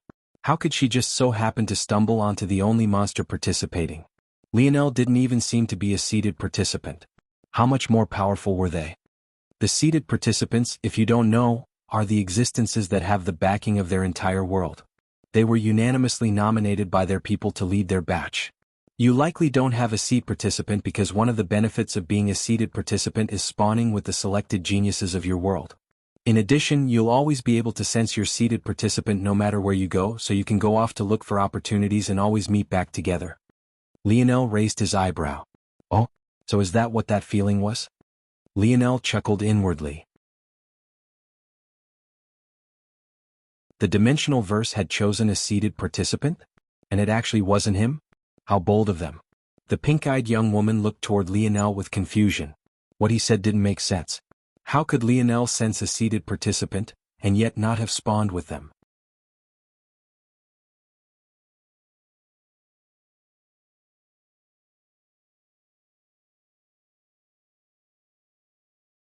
So, with him gone, there were 2, maybe actually 3 that were potentially worthy of becoming a seeded participant, so it made sense that they would pick someone else if one of them managed to show some promise that cleared the others. Of course, the 3 Lionel was talking about was that Rapax egg he had saved all those years ago, that nomad youth who had been part of the attack on the Void battlefield, and finally, that spiritual youth he had seen in the Bow Domain Tower who wielded the Bow Domain ring. Lionel had already met all 3 of them under various circumstances. The Rapax, even as an egg, exuded quite the powerful aura. Lionel had a feeling that the fact that it was a shadow sovereign might even be the least of their strength. The nomad youth was the one he knew the least about and probably also the one with the greatest grudge against Lionel considering he had genocided his race. If he had become the seeded participant, Lionel doubted that the humans would have a very cold time at all. A flash of coldness came across Lionel's eyes before he shook his head. He guessed that this was what they called the consequences of one's actions, but that didn't mean that he would allow that nomad youth, Prince Gregwin, to do as he pleased. The last was the spiritual's youth. Lionel could still remember his aura quite firmly and he was very powerful. But the current Lionel didn't feel the need to take him too seriously. The real question was if anything had changed since he saw him last. Lionel looked up from his thoughts. Anything else? Lionel asked. All right. They said that whoever manages to retain the seated participant title at the end of everything will gain the right to choose with the gods factions they join. The others will have to hope that they are selected, and those unworthy will become slaves. And I assume that means a single world can have more than one seated participant. Then? Yes, that was implied. The little woman nodded. Lionel smiled. This woman was indeed interesting. She looked like a nervous wreck, but when it came to her deductions she was fully confident in them. Lionel didn't believe that her true personality was one that was so reserved, but rather something that she had adopted so that she could seem as non-threatening as possible. Tell me then, where do you come from? The little woman seemed to have expected this question and already had a response ready. I come from the dimensional eyes incomplete world. We focus heavily on ocular techniques, but we are also very divided. Many of us only form our nodes above the neck, so our bodies are relatively weak, but our senses and skills are excellent. I can be considered to be above average in my cohort, but my family's legacy, the opaque radiance lineage, has been cut off and only a few remain. My dimensional eyes give me the ability to remain calm, even when I'm not, and it also enhances my speed of thought and vision. You're tuning in to the Han Lee's Wuxia Chronicles YouTube channel. We're so grateful for your support and don't forget to subscribe to join us on this incredible journey through captivating stories. Your generosity through donations truly makes a world of difference, as it's the primary source of revenue that allows me to expand and enhance this channel for you. Thank you from the bottom of my heart for being a part of this adventure.